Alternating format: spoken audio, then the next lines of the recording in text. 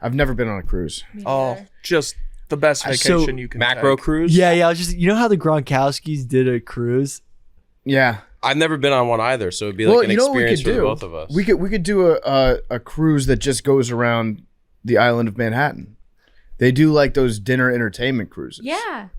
That's not a cruise. I went on one a couple years ago. It was fun. Yeah, I did that like DJ after on prom. those. Yeah, exactly. There's like DJs, bands, and stuff. You can get on a 4-day cruise out of New York that's like not that expensive. I'm a little weirded out by the cruise Hang ship on, let environment. me. The thing about the cruise is there is the element of like the implication. The Titanic. What does that mean? There's just a lot of implications. No, there aren't. What does that It's mean? like the Always Sunny joke. I don't know. But what is the implication? Just like you're stuck on a boat.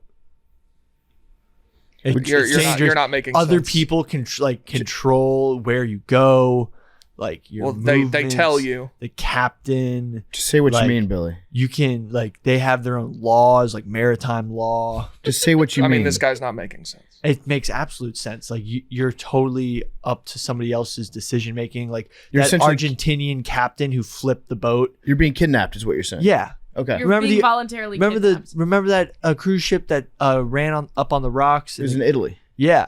And the captain. He was showing off. I Yeah. can get y'all on a 4-night Canadian cruise out of New Jersey next July for $500 a person.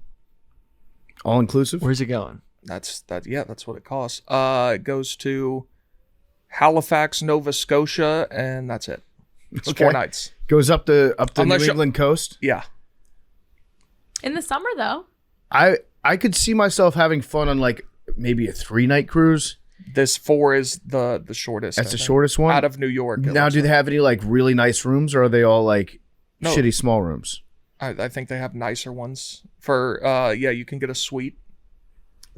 I feel like cruise ship rooms would be very small. They are. That is the one downside. Yeah, are Yeah. they big T friendly? Bathroom situation, not great.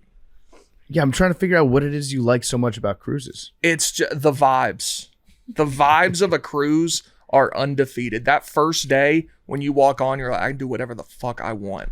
It's amazing. As long as you stay on this boat. Well, yeah, I mean, don't jump off. That is what you call like the best prison is the prison that you don't know is a prison. I mean, that's just life. That's deep. I live in a 150 square foot apartment with fucking cockroaches in it. I think I can deal with a cruise. Mm-hmm.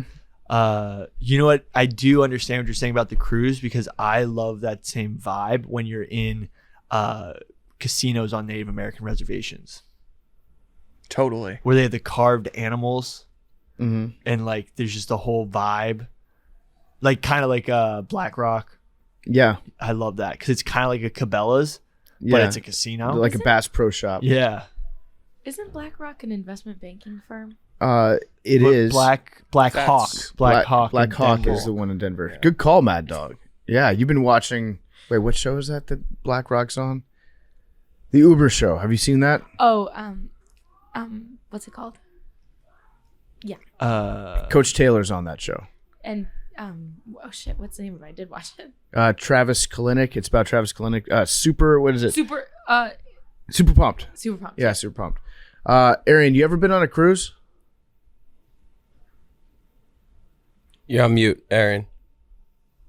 Arian is undefeated at starting the show on mute.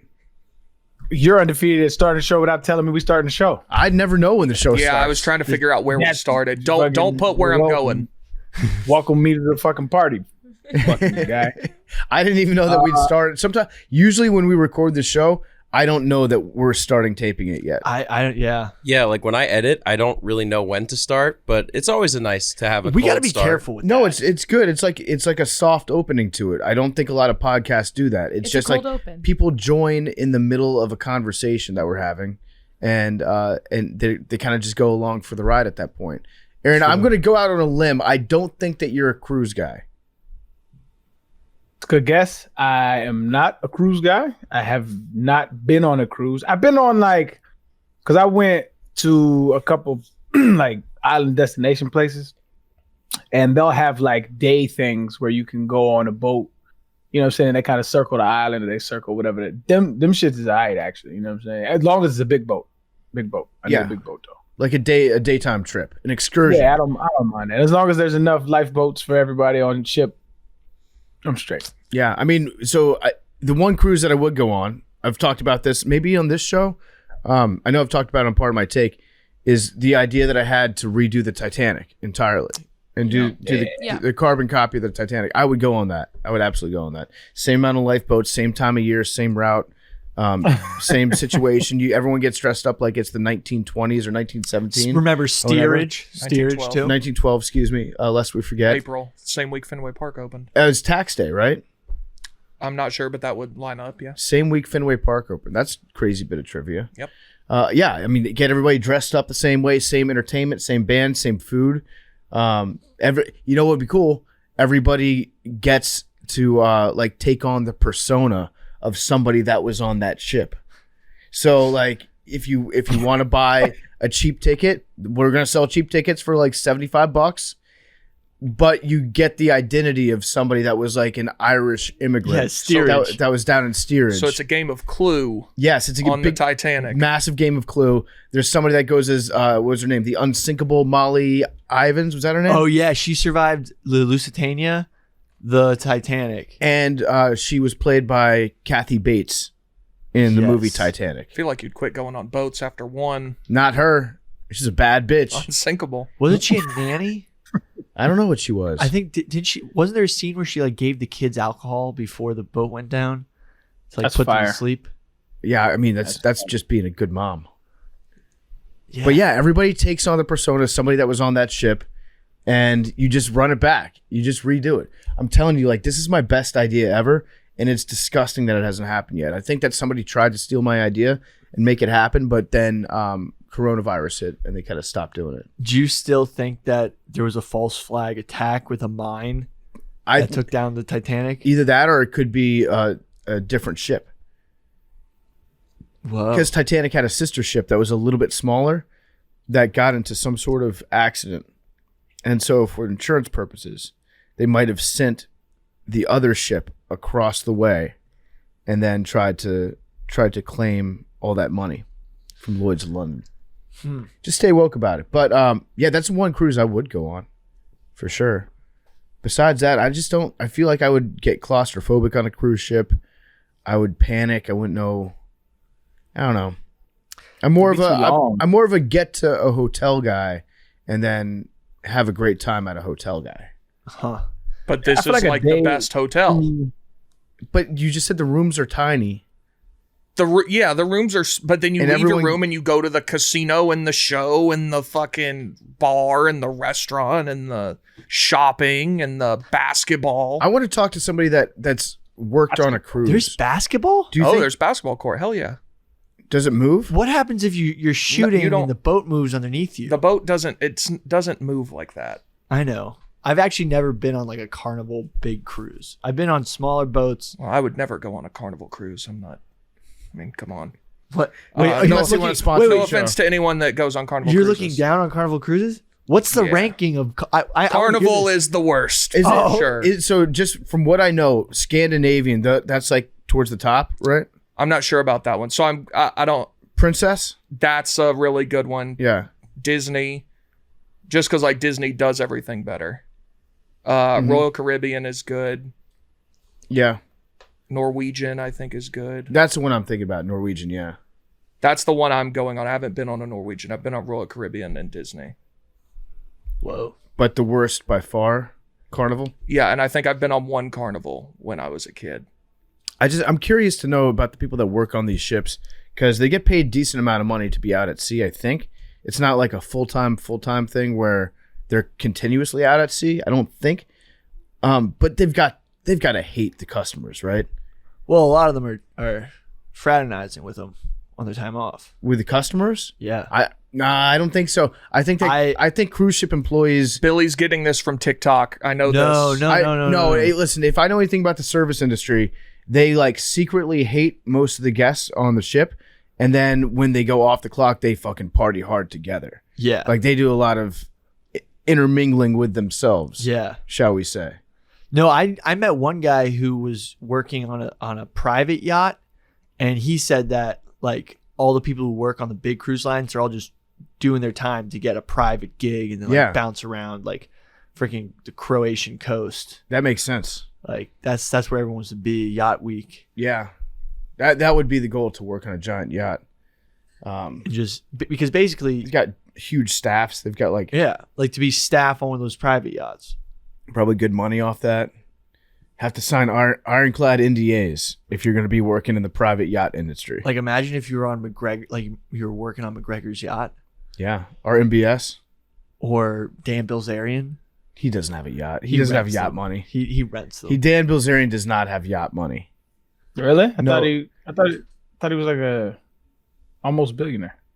Dan Bilzerian? I don't know enough about him. I think the highlight. I think he's got a brand that he puts out there, but I don't think he's got it like that. Even if that's true, almost billionaire is not yacht money. Yeah, didn't he? It needs to be a many times over billionaire. No, yes, it is. You can get a yacht for a few $1 million. How many is a few? Now the maintenance on it is millions of dollars a year, depending how big it is. If you're worth $800 million, it's 1,000% yacht money, fam. Yeah. Realistically, it's way better to charter yachts and private planes. I think cost basis wise. Mm-hmm. I mean, unless it depends on who you are. Yeah. So I think like if you're a small time millionaire, you're just more chartering than actually buying one. There's now also these like chartered flights that you can take down that run from like a private airport here in New York that just go back and forth between New York and Florida in the wintertime. So it's like you're flying private, except it's like a public flight that you can either choose to buy all the seats on this tiny plane, or you can end up doing almost like the Uber shared thing. Yeah. But it's like you and another person that's willing to spend like $15,000 on this flight. $15K. Wow. So there's like 8 seats on this thing. My buddy was telling me about it. It's like 8 seats. And if you want to buy the entire flight, I think it's $40,000 or like $35,000. Or you can choose to get like 3 or 4 of the seats and split it half, which is kind of a broke boy move. If we're being honest, to like split a private flight with a stranger. That is the Uber shared model, which just expanded at like a much higher luxury item. So a couple years ago, like there was someone sick in my family, and we were all trying to go out to see them at the very last minute. And I was put in charge of trying to figure out the math on what would be the best way to get all these people there. And I actually looked into a private jet, and it is not economical at all. No. It's like you're better, even if the tickets are like $500 or to $1,000 a piece for a person. If you need to get like 10 people to like see, a dying relative, the private jet doesn't even. It's like $30K. Yeah, it's tough. It's tough to fit it. Have you guys used Uber Share recently? Mm-mm. Does anybody ever do that? Well, COVID totally killed it. No, it's still around. They brought it back. I did it once many years ago when I was going home from a Braves game. It was kind of weird. Yeah. And I didn't do it again. Did you share it with a Braves fan? Yeah. That's better. Yeah, it was in Atlanta. But you could sometimes just get matched up with somebody that you have nothing in common with. Yeah. And then that's weird. That should be a punishment. That should be a punishment for something. We should do some sort of contest, and the loser has to take Uber shares for like a month. Well, I don't even take that much Ubers.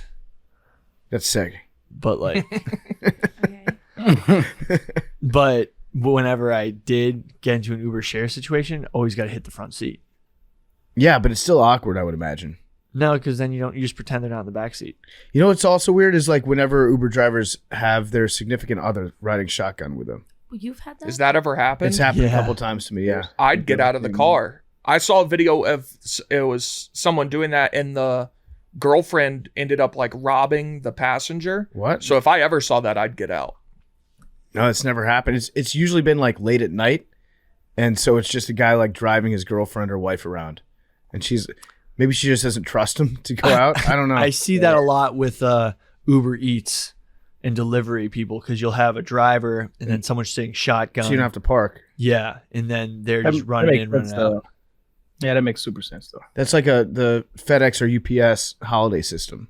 Yeah. Where you've got the driver, then the assistant that runs out and throws the package at your door. Big T, what are we teed off about this week?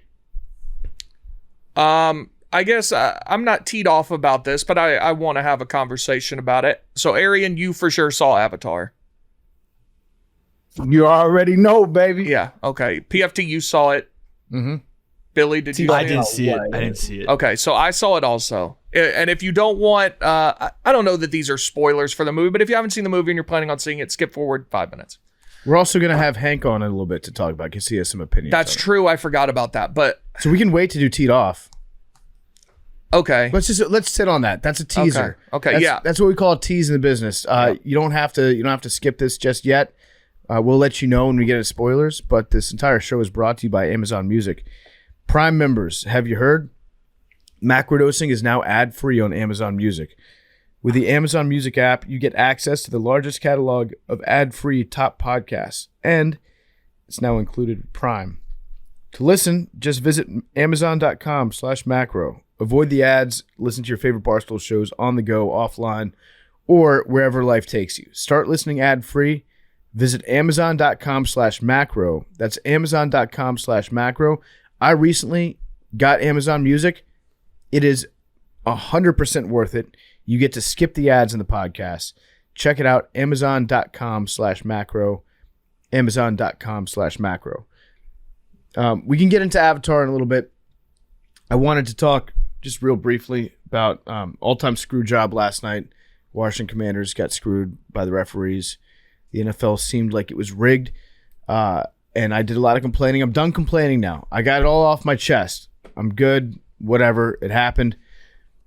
Somebody tweeted at me today, and they made like an outstanding point.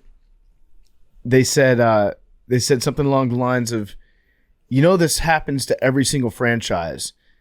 And every time it happens to a franchise that's not your own, you do not care whatsoever until it happens to you. And it's going to happen to everybody. And I'm like, that guy's actually making a lot of sense about life. That's such a metaphor for just the world in general, that we don't care about anything bad until it happens to me. And it really made me think for a little bit this morning. I was like, that's so true. Like, I could give a shit if the Giants or Eagles get screwed over, but the second it happens to me, that's big problems.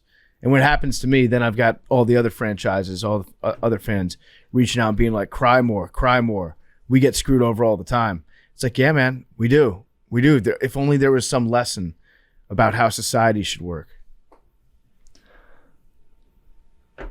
I think a big one is we definitely need to hold refs more accountable. How would we do that? Put them on the podium. I don't understand why refs are so mysterious. Why aren't they being why aren't they part of the show? Yeah. Why aren't they doing media? Why are they only part-time? Why is it, it's just always weird. What do these refs do during the week? Refs should 100% be interviewed after games. Mm-hmm. They should be under oath. Yeah. Y'all are bugging. What? Why? People are insane. And so it's the reason why, after a game's done, refs run into the tunnel. Because, you don't want, celebrity refs, bro. That shit will... Well, one, there's two reasons why I think it's stupid. One, you'll cause them, to have danger around them, right? Because people are wild, fam. People are idiots. The second reason is, you'll inflate their ego. It ain't supposed to be about them. Nobody comes to watch anybody ref. But if you have celebrity refs, then you have them thinking emboldened to get into the spotlight when it need not be. That's the worst idea I've ever heard. That already happens though, and then they don't have to have any accountability for it. You can have accountability without giving them a spotlight. So what is the accountability then? Fire them.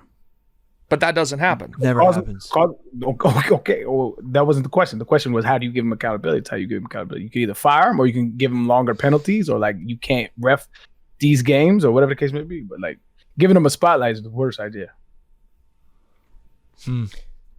If you gave them a spotlight, I could see that. You don't want celebrity refs. Actually, We already have that though. Football fans can name most referees in the NFL. Yeah, but I That's wouldn't say because one there's... works out You know what I mean? Ed Hockley works out. Like that's it. You know what I'm saying? The bar was low. Like it's just he's on. If he's on TV, he's gonna be recognizable. But you don't want to give him like a real spotlight. Like you don't want that's a byproduct of them. Then they start doing ads. They start getting sponsorships and stuff. They're in commercials. I'm Ed Hockley here for MedRx Fitness. Actually, that's probably a pretty good sponsorship. Actually, remember I said, why aren't the refs part of the show? And then I realized that's because it would become a ref show. Yeah, then they would think then they'd be like, people are here to watch us. Yeah. And then they'd be calling more flags and just being annoying. So at the end of the game, when Terry McLaurin was lined up, Arian, I don't know if you saw the end of the Sunday Night Football game last night. Yeah. I saw Nate Washington, which is the homie. He had a little thread about it on Twitter. And so I saw the video posted. I didn't see the game. So you saw Terry lined up. He was a little bit off the line. He checks with the referee, moves forward because the ref tells him you got to move forward a little bit. The referee, according to Terry McLaurin, said, "You're good." And so then they ran the play, which was a running play up the middle for, I think it was 1 or 2 yards, got a touchdown. Took it off the board because they said that Terry was lined up off the line of scrimmage. I was so mad about that because like Terry is the kind of guy that would absolutely pay attention to like those small details. And when he says that the ref was telling him that he lined up in a good position, I believe him when he said that. That seems to me just like completely unnecessary for the ref to throw a flag on that. That's not a judgment call, by the way. That's not like a pass interference bang bang thing. That's the referee just choosing to be an asshole. It's inconsequential, but it is a rule, right? And so, like, we'll never know who's correct on that, right? I tend to side more with the ref on this for this reason. Even if you let him get away with the lining up, he was still moved. There was another guy. There was a slot that was in motion. So while you're moving, while he's in motion, that's still a penalty. So he fucked up on multiple accounts. And so either way, that was a penalty. But I think the ref was set on him. The reason why I don't think that he told him he was good is because he just looked to check with him, and then he scoots up, and the ref was like, "You didn't check back to see if I was good." And so that's when you can see his hand on the flag, like, "You're not good." It's a petty flag, but it is a flag, and so like, I guarantee you, the Washington coach is like, "That's your fault. You got to make sure you're lined up." And like I said, Buddy was in motion anyway, and so when you're scooting up while he's in motion, that's not a shift. That's illegal procedure. That's 5 yards. It is what it is. That's always such a weird interaction, and just there's so much leeway on that because even like that happens at all levels of ball. Where like even I remember in like D3 games, you're trying to talk to the ref, and then the ref doesn't hear you, and then it's just such a like. That's what they coach. They coach you to point. Make sure you point. Like they emphasize this shit. They emphasize this to us. Like, you got to point and make sure it's your responsibility to make sure he knows you're online. And the refs usually are cool about it. They'll be like, "Yo, no, come." It's usually cool, but there's no telling what led up to that. I don't know. But it's a rule. It's a petty rule. I don't. But it looks like he was lined up. He was lined up correctly. And I don't know. There's a difference between, that's not him committing like a false start. That's him making sure that he's lined up right as somebody's in motion. You have to be able to tell the difference between that as a ref. And yeah, so I used to play receiver when I was like a freshman, sophomore in high school, and the coaches would tell you like check with the official on the sidelines. Our referees were dickheads though. Like I'd ask them, I'd be like, "Am I lined up on the line?" And the refs would be like, "You got to figure that out." Like they honestly wouldn't help you. It was really strange. And then I was like, well, I don't know what I'm doing out here. It's just also so weird because you're so far away from the football, you don't actually know where the line of scrimmage is. Well, it's in a horizontal line across the field. I know. You have the best yard markers. You have the best seat for that. What are you talking about? They've got yard markers but when you're trying to see if you're on horizontally across the field. Okay. Look at the ball. Yeah, it's where the ball is and the ref on each side is. The entire football playing field is actually actually marked simple in such a way. It sounds simple, but like when the ball is not exactly on a line, and you got to try to figure out within a split second. Let's say you're in a 2-minute. It's not a split second, man. Okay, but then it's where your 5 offensive linemen are, and the ref on the side that you're on, and the ref on the other side. Can we agree this, Billy? Look, a yard is yay big, right? Whatever. A yard is not a big. So wherever the ball is in between that, You line up. Say the ball's in between the yard markers. Right. You get on the yard that's behind it and step up a half a foot. It's not hard at all. Okay, everyone's acting like during when the clock's winding down and we got to run to the line, figure out, set it up, check with the ref, all within probably 5 to 7 seconds to get set. That everyone here can just do it perfectly. I promise you, I can do that perfectly. Arian 100% did it, but for the rest of everyone, just putting that out there. I think I could do it perfectly. Okay. Now, the ref told him to move up. So if the ref tells you to move up, as you've got a guy that's in motion and you take just like a little half step forward to work with the referee who told you to move up, the ref can't call illegal shift on that. Was the penalty for an illegal shift or an illegal formation? No, Illegal formation, but Arian's know. saying that you could also make a penalty call on Terry McLaurin if he's inching up to the line of scrimmage while you've got somebody in motion. But I don't think that's what the penalty was. I think it was that he was still in the backfield. Right, that's what the penalty was. But Arian was saying you could also make that call on Terry. And I don't think that you can if the ref is telling you to move up. My thing is, he never checked again. That's where I think the leeway. He checked to see if he was offside. The ref told him to move up, and he just scooted up, and he didn't see if that was okay. It's entrapment. So, it's not. He didn't say scoot up 3 feet. He said scoot up, and he was way back. It looked like he was lined up in the backfield. Yeah, he was still a yard behind the ball. But this is the tweet that I was talking about earlier. The funny thing about sports is every fan base gets mad at the officiating, but as soon as a different fan base does it, there's absolutely zero empathy. That's true. That is such a it's such a metaphor for our society these days. Sure. I have a take. So in college basketball, the officiating is so consistently awful that I've actually come to accept it. Like Saturday, Tennessee played at Arizona. The officiating was horrendous. Julian Phillips got called in a 2-point game for an offensive foul for boxing somebody out. Like, the officiating is a joke in college basketball. It's so bad that it's gotten to the point that I'm like, you just can't even complain about it anymore. Like, I saw Tennessee fans getting so mad about the refs, and I was like, when you go on the road in college basketball, you just have to bake in that that's going to happen. And so I feel like maybe if things got worse officiating wise, then we'd all just accept it and it'd be fine. Yeah.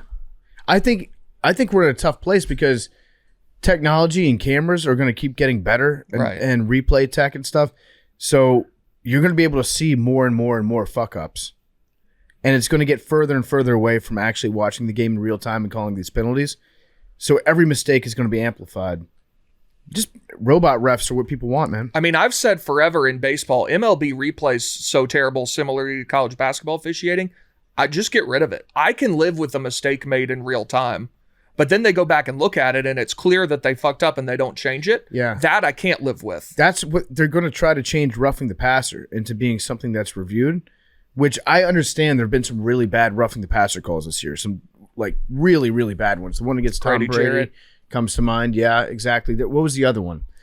It was like the next week. It was next week. Shit, why am I forgetting this? But yeah, the Tom Brady one was pretty bad.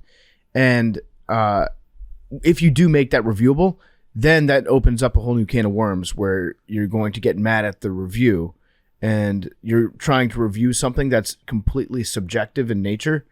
And you're not going to be able to get it right 100% of the time. It's going to have way more wasted challenges, way more wasted time in a game. Everyone's going to hate it, and then they'll have to take it away. And then we'll go back to where we are today. They should get rid of roughing the passer altogether. The entire penalty? Agreed. Stupid fucking penalty. Well, if it's a late hit, but not like... No, I like that. So you get rid of roughing the passer, but you... But what? There's no roughing the runner. Yeah, there's no roughing there's roughing the kicker and there's roughing the passer. Two motherfuckers that don't play football. It's wild. Bro. You leave in you can leave in the unnecessary roughness part. For But a there's late hit makes sense. Yeah. Late hit makes sense. But roughing the pass, what does that even mean? Yeah, I agree with roughing the pass, fucking stupid. Well, I mean, back in the day, people were just teeing off on quarterbacks after they threw the ball. Good. So They're we're playing saying- football, bro. What are we doing? So if it's late, that's still a penalty. That's Right. Yes. yeah. It's an unnecessary roughness penalty. But grabbing the guy by the waist and punishing the quarterback with your body weight Yeah. I mean, that's the most ridiculous. Where do you want to land? Where do you want him to land? So you're supposed to change the laws of physics in midair, which somehow Nick Bosa was able to do that the other week. Grady Jarrett did that. He took Tom Brady, grabbed him, rolled over so that he didn't land on top of him, and it was still a penalty. Yeah. I mean, Mike White land got on teed off on, and I think that was the best execution of a hard hit on a quarterback. Yes, this sawed whole him in season. half. It was literally that was the only way to hit him as hard as you could without getting a penalty. Yep. But also, I think if it was Tom Brady, he would have gotten a penalty. Probably. Yes. That might have changed the winner of the NFC South. Also because Tom Brady he's old, so when you hit him, it looks way more violent. Like, what do you think looks more like, what makes you cringe up more? Seeing Matt Ryan get plowed into the earth, or seeing Justin Fields get hit in the pocket? Because when like an exceptional spry athlete like Justin Fields gets hit, you're like, oh man, that was cool. But when like a decrepit old man that's going to tear his hip open takes a sack, it looks like animal abuse when Matt Ryan gets hit. Thoughts and prayers to Matt Ryan, by the way. Poor What happened guy. to- He took some of the Falcons with him up to Indy. They were up 33-0 and lost. You didn't see that? Oh, I didn't see it, but I saw the end Oh result. my god! Biggest blown lead in NFL history. I had a couple buddies who bet on that live, like when they were down big. I did. I think Yeah. they got to plus 5,000 at one point. I did not take it at plus 5,000. I took it at plus 1,000. And I actually texted the Pardon My Take group chat at that time. I go, the Vikings are going to win this game. 2 seconds later, Kirk Cousins throws an interception. It was like that fast. But he pinned him deep on that interception. That was one where Rager ran the wrong route. It felt like a comeback. It was an arm punt. Yeah, it was an arm punt, but it felt like it was going to be a comeback. There was no chance that the Colts were going to be able to sustain the first half output that they had. Yeah. So yeah, credit to the Vikings. They're fun. I think They I've play been saying wild this- games. I've been saying this since the beginning. Viking Stadium, U.S. Bank is insane. Like as a playing environment. Yeah, when you got permission to go there. Yeah. I don't think they can lose there. Justin Jefferson's insane too. Yeah, He might be the best in the league. I think he is. Yeah. If we're drafting wide receivers, I think I'd take him number one. Yeah, me too. It's like between him, Chase, Jamar Chase. Yeah. He made Gilmore look horrible. Yeah. Who else would be like a top? Tyreek Hill. Yeah.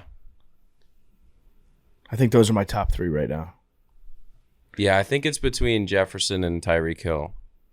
His speed is just unmatched, man. Yeah, Just looks like he's like in a go-kart out there. that's a good way to put it. Yeah. Yeah, he gets to drive. You know Speaking who of else? which, I was gonna say, have you seen the preview for that new Mario Brothers movie? I did not see it. The one with Chris Pratt. Right. Yes. I don't know if Chris Pratt's in it, but it's like they go through all. They got the princess and Bowser and all that shit. That shit looks fire. Yeah, Chris Pratt is Mario. Oh, that's what's up. I didn't know. That's I'm why- sorry. that's why- Goddamn.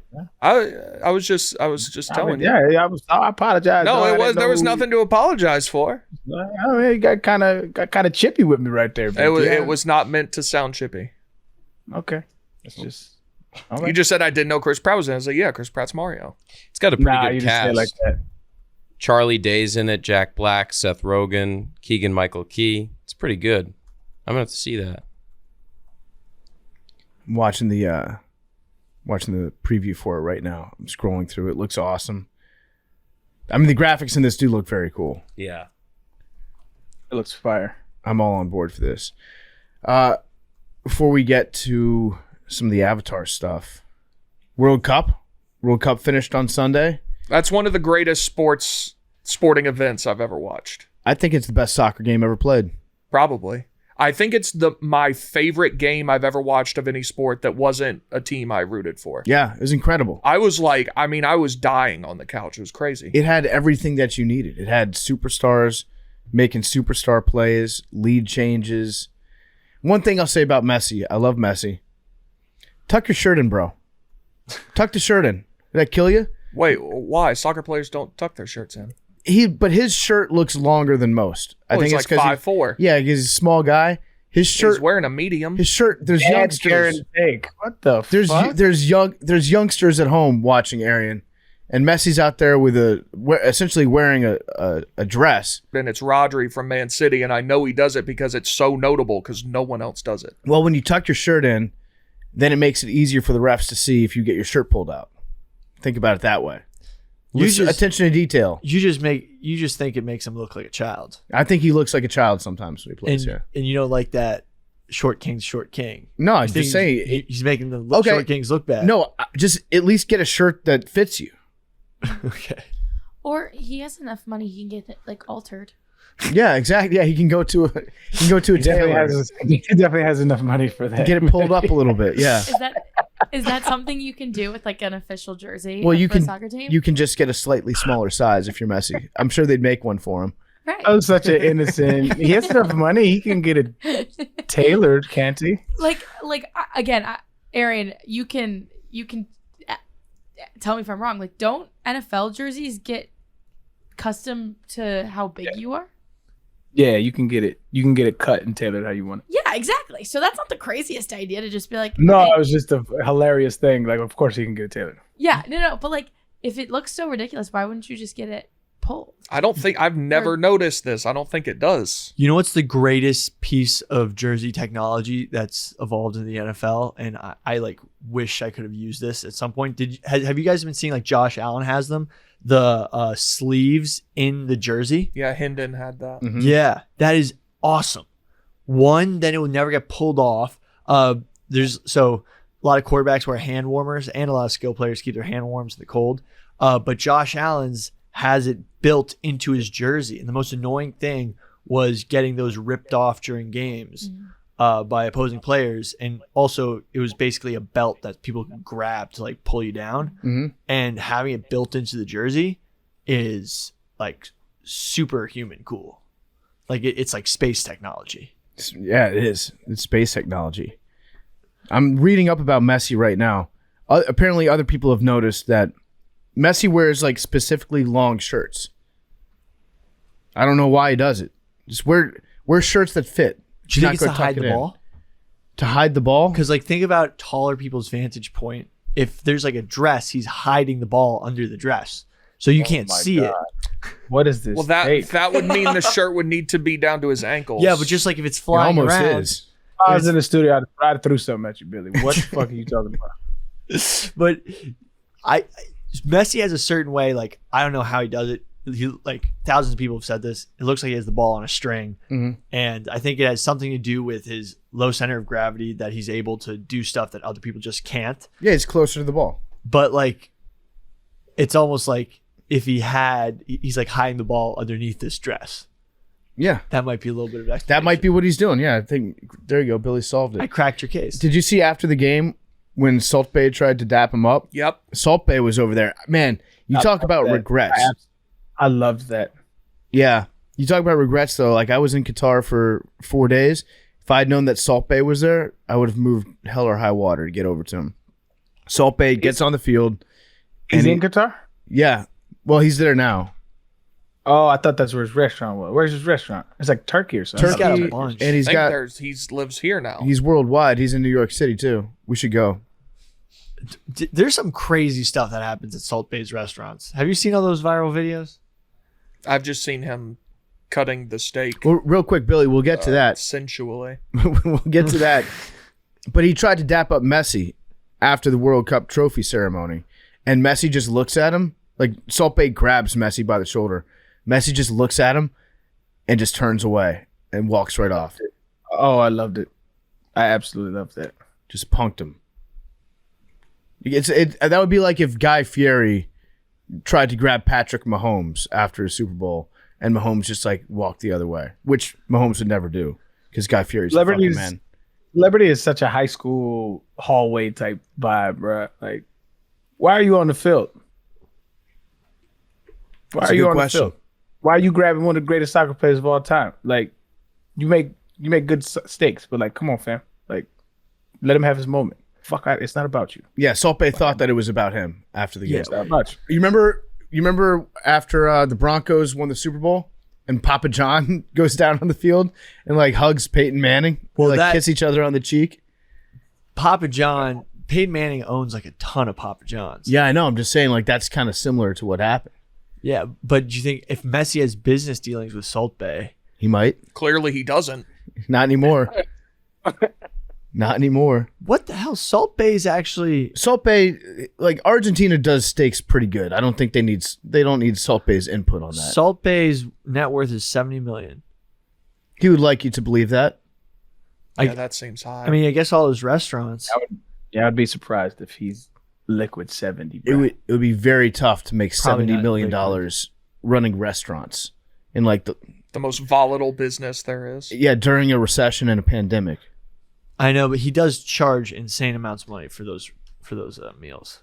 But again, he's also only been doing that for what, like he went viral 9 years ago. 5 years ago. Yeah. 70 million seems ambitious. But yeah, Billy, tell me about the videos that you've seen. Oh, there's just insane videos where Salt Bay's like feeding, like there's couples on dates, and Salt Bay's just feeding usually the female member of the couple like very centrally, and like just the guy on the other side of the table is just getting super pissed off. Have any of you guys seen this? Mm-mm. And then at one point there's like he just ends up making couples fight because he's like literally like very centrally feeding. He's them. having food sex with your wife. Yeah.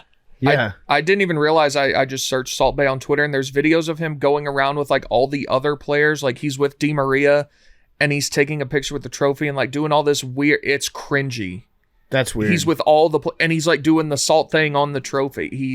This is cringe. Oh my God. He just he salted the trophy. Yeah, he's doing He it with assaulted like the 4 trophy. different players. And they're all like, dude, what are you doing? Tough. So wait, Billy. Let me find What- this video so I what- can explain. What constitutes food sex with another man's wife? Where does it cross Well, the line? When Salt Bay's putting his meat in your wife's mouth, I think it pisses off a lot of people. No, but you can Let me just find this video. I'm just saying, like you're at dinner, you're with your girl. Salt Bay comes up. He does his little sprinkle thing. He takes like a slice of steak with a fork and he feeds it to your date. I think that's fine. Yeah, it's on a good spirit. That's not food No, no, cheating. I- Now, if he's I mean, got, if your girl's sitting there like with a tongue out, licking the, that gets a little weird on her part. Screenshot But- that. Don't screenshot that, cuz. Come on, man. Y'all already try to play me with the out of context shit anyway. But anyway, I don't think it's that bad. You know what I mean? if Salt Bay comes up it's all good. and he's got like If your girl can get got by Salt Bay, it's not your girl, fam. that's a good point. That's a very good I point. need to find this video. His place is mad overrated, though. Is it? Yeah. You sound like a hater. No, but it is. Is that a I'm a soft hater. flex I'm that a- you've been? I've been. No, I've yeah, never it's been. not that good. I've never been. Oh, there's one video. I It's found just it's a steakhouse with a little extra pizzazz to it. How much does it cost to get a Okay. good steak there? It's more expensive than like if you were to go to Peter Luger's. I Like a steak forgot. there is like What? yeah, it's Let's keep it a- overpriced. Keep it a band. Have you ever been to a place, and I feel like it's a bell curve, but have you ever been to a place that was expensive and it was worth it like that? Like usually you're paying for the experience. The food is usually, you probably get a better steak. I could probably cook a better steak. It's just like, the food is that it be all right. Some of it's good, some of it's, but it's never like worth $400. Yeah, $600. I've been to It's never that. a couple places like that. Okay, so I just found the video of Salt Bay taking a so this woman's twerking in Salt Bay's restaurant after Okay. eating his meat, and then the boyfriend sounds comes so running bad. into the restaurant pissed off. Just look at the video I just sent you. So it turns out this was at the end of dinner. These two had been there, and there's successive Instagram stories of this couple eating, and at one point she's being fed by Salt Bay, and then this is what's happening at the end of the night. She's twerking for Salt Bay, and the boyfriend, I think, was like pulling up the car and like walks in and sees it, and then Yeah, I goes mean nuts. that's the fakest thing I've ever seen in my life. But And then, so there's somebody in the replies here. This is a conversation I think we should be having because I've seen this debate. The reply is twerking isn't always sexual. If a girl's twerking with her friends, you think they're being sexual. Sometimes it's just dancing. I've seen that debate raging on. Is twerking always sexual? Billy, your take. I don't know. Can you twerk for me? I don't know. I can't. I'm unable to twerk. Can you twerk for me, PFT? I don't got junk like that. PFT, can you do something for me? I feel like, in my opinion, I think yes, twerking is always sexual. SonyHall.com. Come to our live show. We're gonna do a twerking contest. I will not be twerking, but I don't think so, man. If you, what do you think twerking is? Twerking. Okay, so girl has her hands on her knees. Usually, Just girl.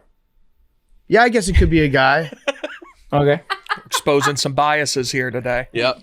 Bent over, slightly bent at the waist, at the hips, ass sticking out, and then the ass starts to shake and jiggle, simulating sexual intercourse from behind. And was handing right there. Yeah, you know what I'm saying? Like it's simulating what you would do with your ass if there was a penis behind it. That's what it is, right? Am I making that up? Is that? No, you're right. Yeah. I think you just made it entirely sexual. So I think That's what it is. That's what it is. That's though. what it is. No, that's not- You're okay. bent over. you and just made it this is where- sexual. It no, wasn't that's sexual. what it Where- is. This is where I would disagree, right? I'm sure there's a whole historicity on twerking and the sexualization of black women in general. I know there is, but what I do know is that if you go to like a black folk shindig, a dance party, there are songs where they get down and it's definitely looks a little sexual, but there are also songs where they do the same gesture where it's just having fun, and it's not necessarily courting men to come get behind you. Mm-hmm. So like, it's not necessarily sexual. I see how it could be taken sexual, but I understand when you say twerking isn't always sexual. I understand. All right, so you can do it for fun. So- I get that. Actually, case in point, I accidentally walked into a gay bar 2 weeks ago, Okay. and I saw more twerking in the gay bar than I've ever seen at a non-gay bar. Wow. And I don't think anyone was looking there to do anything sexual No, and at the gay bar? No. with the women. Oh, okay, gotcha. Yeah. So wait, there were women they're gay. twerking at Let me explain Wait, how Bill, I got in that situation. hang on. No, it doesn't matter. I honestly don't care how you got there. But though you're saying the women were twerking at the Yes. gay bar. Okay, so that's a very important distinction. Yeah. All right, so I agree. It might not always be like trying to get yourself into a sexual situation, but like if I were to just like go to a party, my way of dancing would just be like hip thrust into the air. Yeah, sometimes I'm not like trying to hook up with anybody, but by doing my dance, which is just a hip thrust, Oh god. that's sexual, right? But also, No, not necessarily. I think it's just more people having fun. Because like only you need like someone else to make it sexual. Okay, how about this? Let's say there's a bunch of fair-skinned fellas playing beer pong. One of them decides to pop a ball out of his drawers. Is that sexual? No, not at all. Why would you ever think that? wait, That's what I'm saying. wait, Billy. That's honestly the best checkmate that we've had maybe in the history of this podcast. I actually have to tell you guys about this time I went to the gay bar. wait. Can I ask a follow up question real quick? Yeah. Sounds like he wants to get it off his chest. So Yeah. yeah, go No, ahead. Go 'cause- ahead, Maddie. So you were saying that you were at a gay bar and there were women twerking there, but you're like they weren't twerking for the men. Mm-hmm. Could they have just been lesbians at the gay bar? No, because it was definitely a male gay. It was. I actually don't know how all Good that question, works. Mad Dog. I actually don't know how all that yeah. works. So basically, I had to use the bathroom. So I was like, I'm just gonna duck into this bar. Ducked into the bar. I was, the bouncer asked for my ID. Everything kind of seemed. It was like Normal. it looked like an Irish pub, kind of. It probably was an Irish pub. And then I walk in, and this guy at the bar can totally tell that I have no idea what I'm walking into, and he goes, "What's up, sweetheart?" I was like, "What's up?" I was like, "Okay, drunk dude." So I'm walking to the bathroom, and then I'm like, "What the hell?" And then I started looking around, and then I started seeing all the rainbows. And I'm like, "Oh." I was like, "Well, I still gotta use the bathroom." Mm-hmm. They don't judge there. No. Yeah, but then I looked at the dance floor, and I was like, "Whoa, what's going on over there. I think Mad Dog might be right. I think, Billy, you're just in a gay bar, so there's going to be lesbians there too. Yeah, they're also gay. Yeah. Yeah. They could have been gay. There's a How lot many of straight times girls you- that hang out at gay bars. That's what I'm That's saying. true. How many times you seen females go to gay bars with their gay friends and they just in there for a good time? They ain't looking at sexualizing it. Mm-hmm. That's why I'm saying I'm arguing that it's not sexual. That probably must It be. can be. I'm- It can not be. I'm not arguing either way, but I'm just saying women there could also be looking for something as well. That must be. Yeah, but if it were straight women, I understand why they go to gay bars. Yeah. It must be just such a nice break, like an oasis, to get away from dudes just being creepy on you all the time. You actually have like a safe space that you can go to, and you're like, okay, this is so much also- more fun than having a guy come over and drool on me. It's also a cultural thing. Like, I mean, black women twerk way more and way better than non, and so Very true. it's like it's more of a that's how they get down. It's not necessarily sexualized. I think when y'all see it, y'all probably see it and be like, oh shit, she throwing it back. But maybe not. What do y'all think when y'all see it? Well, Avery just put a very bonkable video into the group chat. Arian, that's what I think. I say, oh shit, she's throwing it back. Well, I was saying like there's twerking, but then there's like this kind of dance. No, I know what you're saying. So like, I think I've seen a little bit of both in this conversation. I would love if that was like a genuine thought of yours. That would be so funny. Like, oh shit, she's throwing it back. I've seen.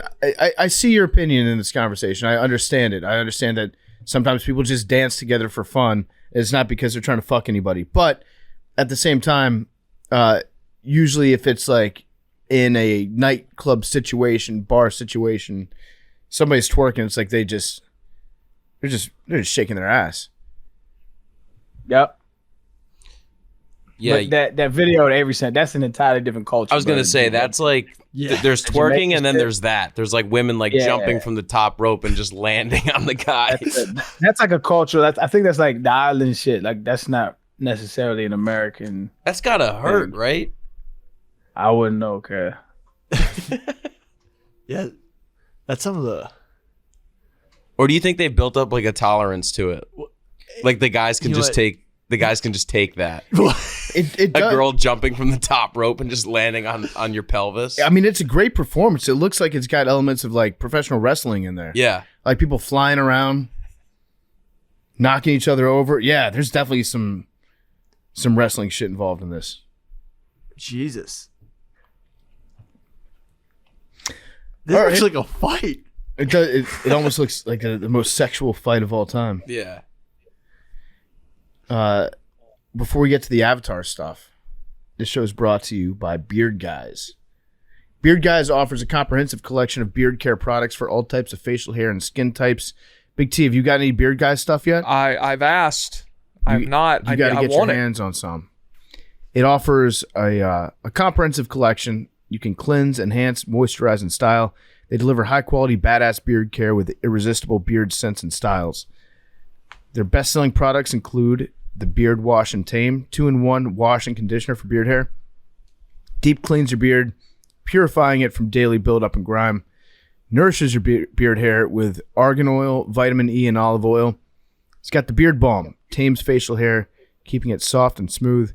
Keeps your beard conditioned, tamed, balanced, and soft while providing a light hold. And their beard oil that softens facial hair, hydrates your skin, and reduces your itch. Packed with a blend of argan, avocado, coconut, grapeseed, sunflower, and jojoba oils. Craft your beard today. Get your beard care routine set up. Go to beardguys.com. It's BeardGuyz.com. It's a great holiday gift as well. Check them out, beardguys.com. Okay? Be hard. 3, 2, 1.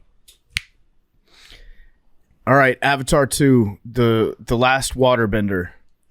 Was it the Way of the Water? Be Water? Oh, what it is? You know what it is. Water World, Avatar 2. I saw Avatar 1 the night before. Arian begged me to finally see it. I did. I liked it. I saw it on like a decent sized screen, I guess. It's not your 125-inch TV, but I wanted to be prepared for Avatar 2. saw Avatar 2 in theaters with 3D glasses, and I'll just say this right off the bat. 3D technology's finally arrived because they tried to force it on us for a long time. They tried to be like, it was like every 10 years, 3D is that's the next big thing. 3D is back and it's good. Now I think 3D is actually good. I didn't leave the theater with a headache. Everything was like in focus. It didn't take away from the movie where, sometimes it has in the past. I liked the 3D viewing of it. Aaron, did you see it in 3D? Yes, my kids maybe because like they super like, you think I'm an Avatar fan. They know the names of all the animals and shit, bro. But so they were like, we got to see it in 3D. And I was like, I saw it when it first came out in 3D. And I was like, that shit gave me a headache. Mm-hmm. And they were like, no, my daughter was like, no, it was shot on 3D cameras. Like it was made for 3D. And I was like, all right, I'll trust you. And it was fucking fire, dog. Fire. I think maybe the coolest part of making Avatar would be if you were in charge of like inventing the new animals that they have and like designing the new animals and be like, oh, well, this one lights up and it's got like a pinwheel on its back so it can jump from plant to plant and then fly around. That would be a sick job. I think Billy would be good at that job too. I haven't seen Avatar yet, so I don't think I'll have many good contributions to this conversation. That's fine. I do think that you could tell you what, while we're doing this, can you design an animal that you would like to see in the next Avatar? Perfect. That's going to be good. So this Avatar took place in the water. It's like the water level of the movie series. And I like the water people. I feel like the water people were smart. They give you an opportunity to see a bunch of cool fish. This is going to be hard without spoilers. I'm ready to go in. I got some takes, but like I don't want to spoil it for people that haven't seen it. But like, do you want to give the water people were dumb as fuck. All right, I'm gonna give my review. Oh. Wait. Hold on. Give your Rotten Tomatoes score, your personal Rotten Tomatoes score, and then we'll go into it. And I'll put timestamps for the listeners who don't want it spoiled. My LCB score, 90. I give it a 90. That's outrageous. I gave it a 7.8. Big T. 78 if you're doing No, Hank gave it a 7.8. I gave it a 90. Big T, now you give it like a grade, like letter grade. I think you have to do it. It's two separate things. There is the visual achievements of the movie, and then there's the movie. The movie is really weak. It's not there. The plot is not good for the little plot that there is. Like overall, it's a B-, but that's taking into account that like looking at the movie is an A+ and watching the movie is a D. Whoa. Okay. I think that's fair. And looking at it, like isn't visually, it's incredible. Like the scenes and the water and the animals and everything. Like it looks amazing. It's not a good movie. Aaron, what's your grade? I gave it a 9 out of 10. I wasn't mad at it at all.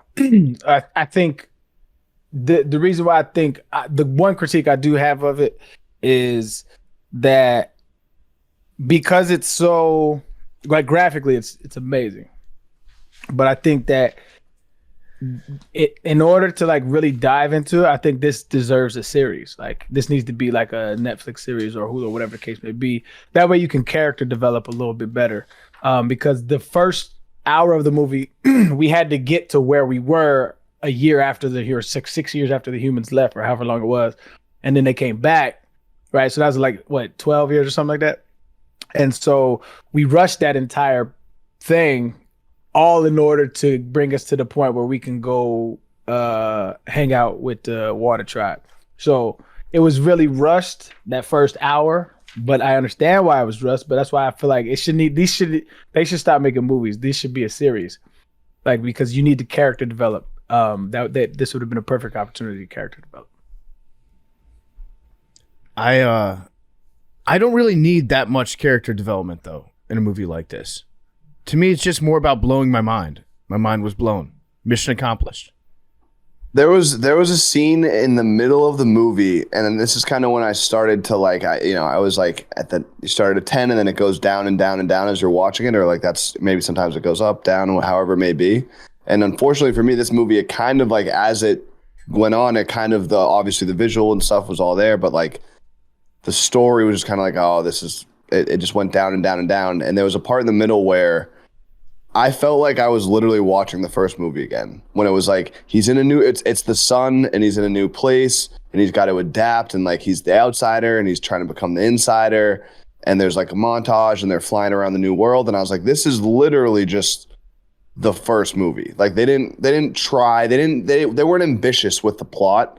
They really just kind of like did exactly what they did with the first one and added Titanic at the end. Yeah. And that was disappointing. Like I love the first one, but I was hoping for like a new adventure, new villain, new anything. And they really just like kind of dug their heels in and were like, let's just kind of, first one works, let's do that again. And that let me down. James Cameron definitely said to everybody, like, I've still got the big giant boat machine that we use in Titanic. Is there a way that we can incorporate that into the end of this movie? And so they're like, yeah, okay, just do Titanic at the end. They literally brought back the antagonist from the first movie who was dead. They found a way to get around that. And then they're like, let's just do the exact same thing, but they're going to move. Mm-hmm. And that's what it was. You watched a family move. I think James Cameron wants to fuck water. I think he's got a thing for water. The dude loves the ocean. It's kind of weird. I'm with him there. I mean, the ocean's cool, but like I think he would like to be one of the water avatars. He designed or one of the whales. That submarine. Tillicums. Yeah, the whales are pretty Tolucas badass. Or whatever. There were some just absolutely incredible visual effects. Like at one point, a character goes inside one of the giant whales. That was cool. That was fire, dog. That's the part I went to the bathroom. Oh, yeah? I got back and I was informed that I missed the best part of the movie. You were inside a whale when you got back? No, I missed that completely. The entire part? I think so, yeah. He merged with the whale for a second. Yeah, that's the part I missed. Yeah. Now, when an avatar merges with something, are they fucking that thing? That wasn't necessarily a bond. That wasn't the Halo. That wasn't the bond. That was entirely something different. That was like almost so like even when they do the shit with AWA, they're not really merging with them. You're just sharing their experiences. When you're merging with like animals or something, you're like kind of becoming one. The other one is like you're sharing that experience. You're sharing your experiences. Like so like the ancestors, they can hear their ancestors and stuff like that. So it's not really the same thing. What happened with the demon daughter and her connection with that stuff? We don't know. When you say demon, you mean Grace's? Grace's daughter? Not demon daughter, but like she obviously whenever she went into the fucking into the whatever, like her shit went haywire. Yeah, we don't really 100% know. That's still up to speculation. And I know like there's rumor that the next cut has already been turned in for the third movie, and it was like 9 hours.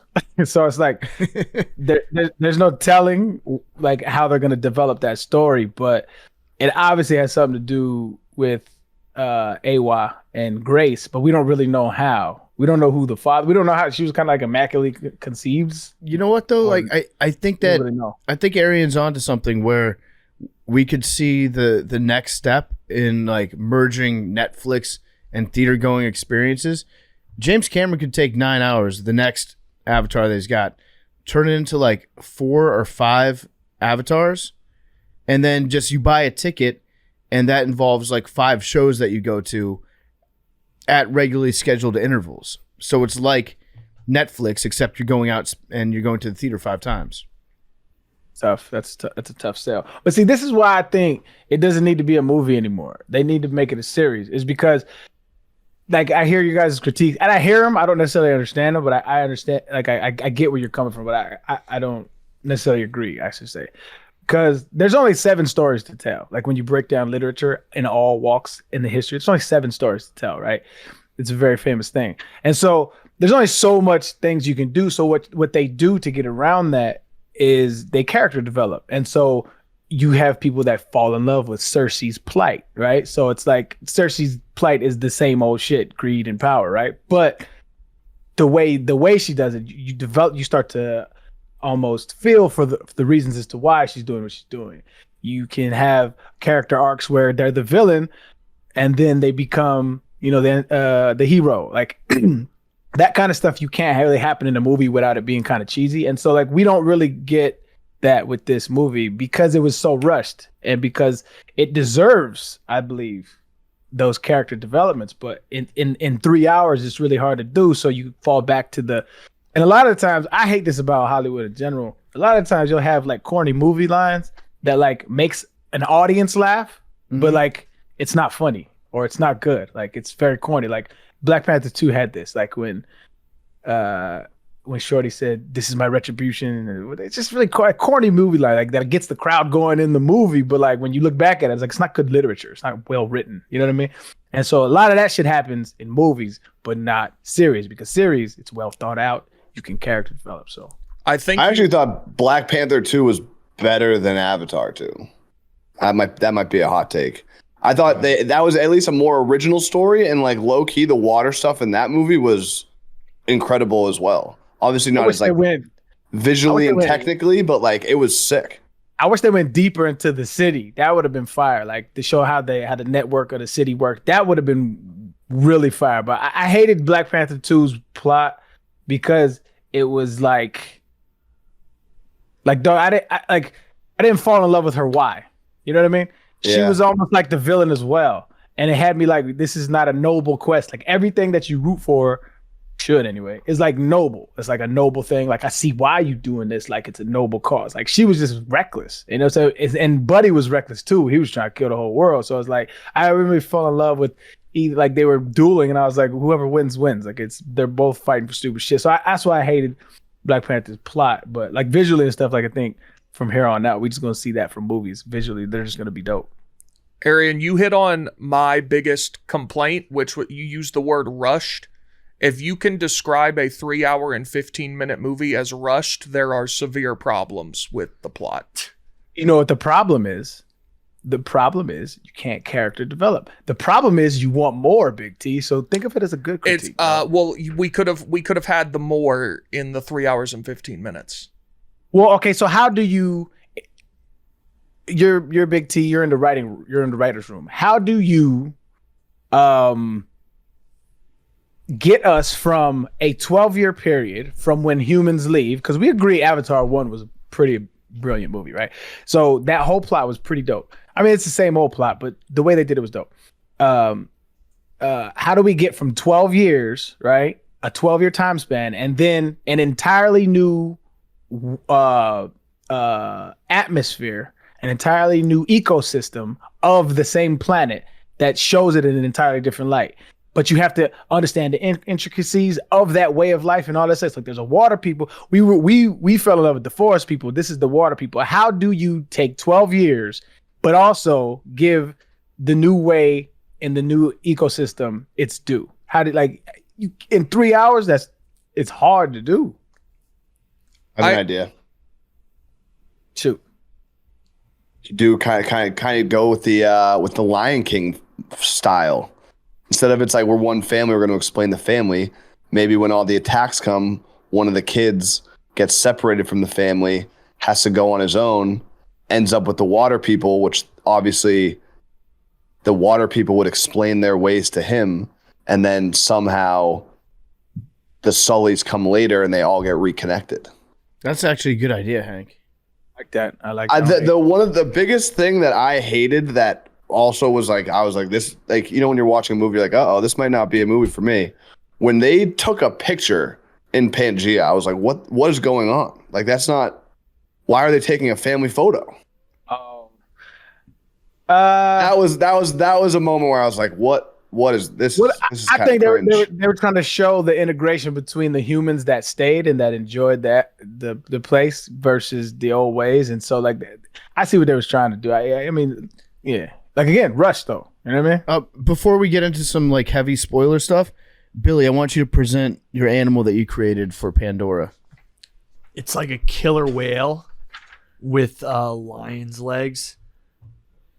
Oh, that is cool. It's just like it needs a little more fleshing out, but like imagine a killer whale that can like run on land. Yeah. So what is it?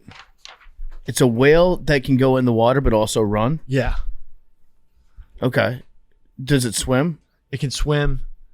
Can it breathe underwater? Yeah. Well, no, whales can't breathe underwater. It's got a blowhole. Blowhole, so big lung capacity. Yeah. But it's just like imagine it's just swimming and then all of a sudden it gets to the edge of the water and just starts galloping at you. That's a great idea, Billy. Yeah. Show it to that camera.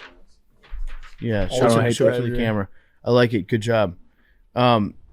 So Billy, just you can go ahead and leave the room if you want. Okay. Bye, guys. See ya. Avery, you can leave too if you want.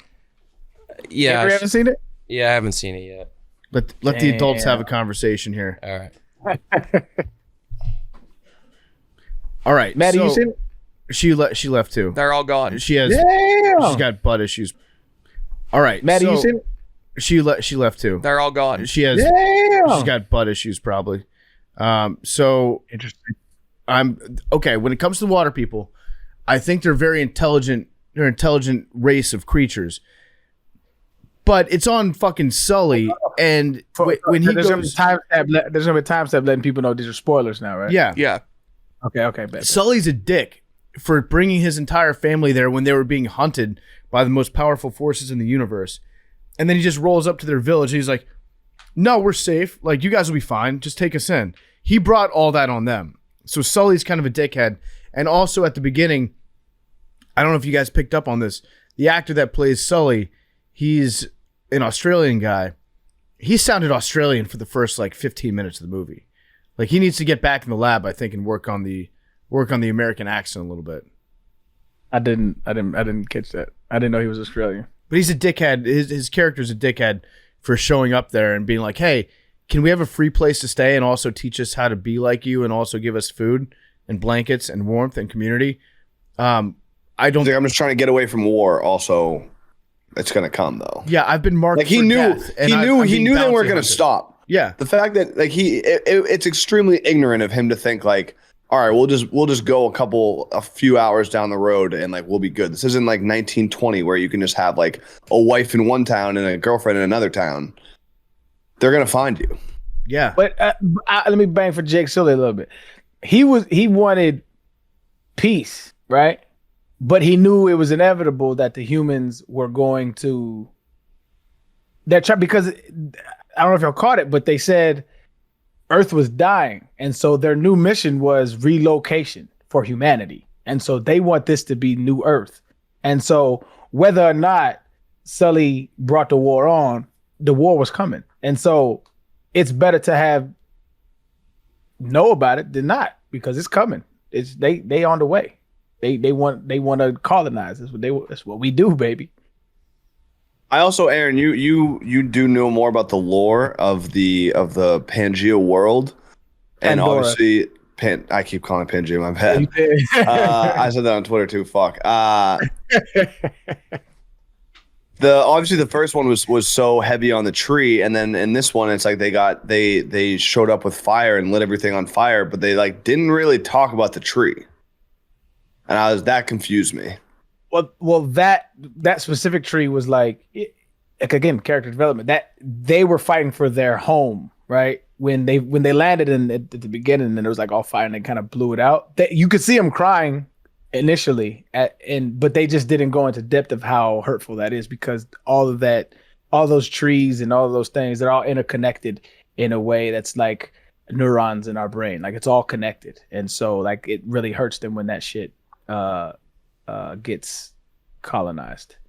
But they didn't go into it in depth, and so they were just like, let's move, which was fire. I loved that part though. I loved how they moved to the cave, like up. They were like, that was dope as shit. And I could not stand fucking Spider, dog. My girl is banging for Spider. She was like, what could he do? He was a child. He's a sucker. He is a rat. He is a fucking bum. I hate Spider, bro. He's gonna turn evil too. Like, he'll 1,000%. Yeah, dog, can you just clip that out where he's talking about how much he hates Spider, and then don't include the end about not Spider at Barstool? We'll get a rivalry going between Arian and Spider. Because nobody hates Who's his Spider, mom actually. too? That was my other question that I wasn't fully caught up to speed on. They don't know who his mom is. Like they said, like obviously he was a kid and he ended up there and they couldn't bring him back. But like, who's his mom in the first place? Just whoever. We don't know who his mom is. We don't know who his mom is, and we don't know little Grace. We don't know who her dad is. Yeah, and so there's a bunch of questions that we don't know about. And we just have to wait to see. I really hope they turn it into a series so they can really go into depth with the shit, man. So the main bad guy, what's his name again? The Marine? Quaritch. I don't even know. It's crazy that like we don't know his General name. Quaritch, I think. Yeah. So as he takes on the body of an avatar, and he says at one point to Spider, his son, like, I'm not the man that is your father. Your father's dead. I just have all of his memories. That's true, right? Like, he's built to be an avatar, but he has nothing in common. He's not actually Spider's father. Correct. So why does he love him? That's kind of confusing. It kind of is like because I think the general showed grace to Spider when initially it was like he's seen the general off people. We seen him set villages on fire, but he shows grace to him, and he shows. Remember when they had that thing around his head and it was spinning, and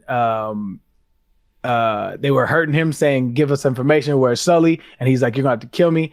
The general's the one that stopped it and said, "Let me try another approach." Like they was just gonna kill him, but like so he saw that and was probably over time was like, this guy shows grace. This guy shows compassion, and it's because he's not him, but he has his memories, so he has a little soft spot for the little rat. Fuck that kid though. That kid got just completely mentally dominated by the general, and then and my girl was banging for him. She pissed me off. She was like, "He's a kid. What did you want him to do?" I was like, "Dog, you took him up to where the Ikran were, all the big birds where you linked to. You took him up there and showed him where they were. They would have never found that shit." Yeah, he was volunteering stuff that he had no business volunteering. All kind of, you're a rat, dog. You're a rat. And then you save cuz at the end. That was the worst shit I've ever seen. Because we need him for the third one. Yeah. Yeah, that was also like that kind of pissed me off too, where it's like, all right, we've killed this guy twice. Like let's get a new villain in here. There's gotta be someone else. I hate it, yeah. I would like it if there was I would like it if the villain became like a Killmonger, where it's like that's why I love Black Panther 1 so much, was because the villain had a very noble fucking cause. He was right. T'Challa was also correct though, right? But Killmonger wasn't wrong. I think the way he did it wrong. So we need like a rogue Avatar clan who's like, we're not fucking with them. Like any one of them, we offer them. And so like then you have this instant rival with him and Jake. That would make more sense, because then at least he has a noble cause. The whole we kept his DNA, he's still trying to kill Jake thing. I admit that was kind of weak. But alas. What about and then there's 3 times he can kill him and doesn't. Facts. His whole mission is just they're not even going after the unobtainium, which by the way, I forgot that's what it was called in the first movie. The dumbest shit of all time. It's just a revenge mission. Can we admit it was a bad name? It wasn't a bad concept. Sure. Okay, But like, so now they're not even trying to do that. He just wants to kill Jake, and he can do that easily multiple times and doesn't. Not necessarily. That was his mission. Their new mission was one to have the entire Earth right, the central station for humanity. But 2, again, the antagonist, that was his goal. But he was a small pawn in the larger mission, which was to harvest that little liquid shit from the whales that stops human aging. Yeah, but he's very much trying to kill Jake. I think that's what I'm saying. He's a pawn in that game. They brought him back to kill Jake because they knew that Jake would make things hard for them down the road. So like, get this dude out of here. He's got major influence with the native people. He hates us. He will kill us. We need to turn the general into an avatar. Like I said, there's only so many stories to tell. It's Demolition Man. You remember Demolition Man? I've never seen Demolition. Y'all never seen Demolition, bruh, with Wesley Snipes and Sylvester Stallone. I know it's an awesome movie. Never seen it. They bring Wesley Snipes back. Spoiler, they bring Wesley Snipes back to kill Sylvester Stallone. That's sick. I need to see that for sure. The liquid that they have inside the whales. This might be controversial. Kind of worth it to get that liquid. No, man. Yeah, I mean, if you can stop aging. It stops human aging, Arian. Fuck, that was the whole point. You colonizers. That was the Arian, whole point. You would still be playing in the league right now. Bro, no thank you. The whole point was that that species of whale was if more intelligent than humans were. They were more empathetic than humans were. They were more artistic than humans were. They were more sentient than we are. That was the whole point of that. You saying fuck it? Well, so if humans had some goo inside our body that would make these whales stop aging, then they would be well within their rights to just swarm us nonstop and eat us. Well within their rights. They would. And that's the other thing. They outcasted that whale. That was fucked up. They outcasted him because he was like, let's attack the people that killed my pod. And they were so staunch on, bro, we don't kill. You're on your own. They're lib whales. That's how empathetic they are. That's how brilliant they are. They made a pact. We do not kill because killing begets killing. Oh, I think you're complete. I think you're 180 degrees wrong on that. I think they showed that they don't even really have that much empathy. They outcast the one whale that they had that was willing to ride for the entire pod, that was going to just destroy and fuck shit up, that was going to take vengeance. And that whale cared so much about his brothers, sisters, mom, dad, etc. He was willing to go and go to battle. And the rest of the whales were like, no, get out. You're an outcast. You're exiled. That doesn't sound very empathetic to me. No, look what happened to Tillicum, dude. One bad whale, then you got a bad species for life.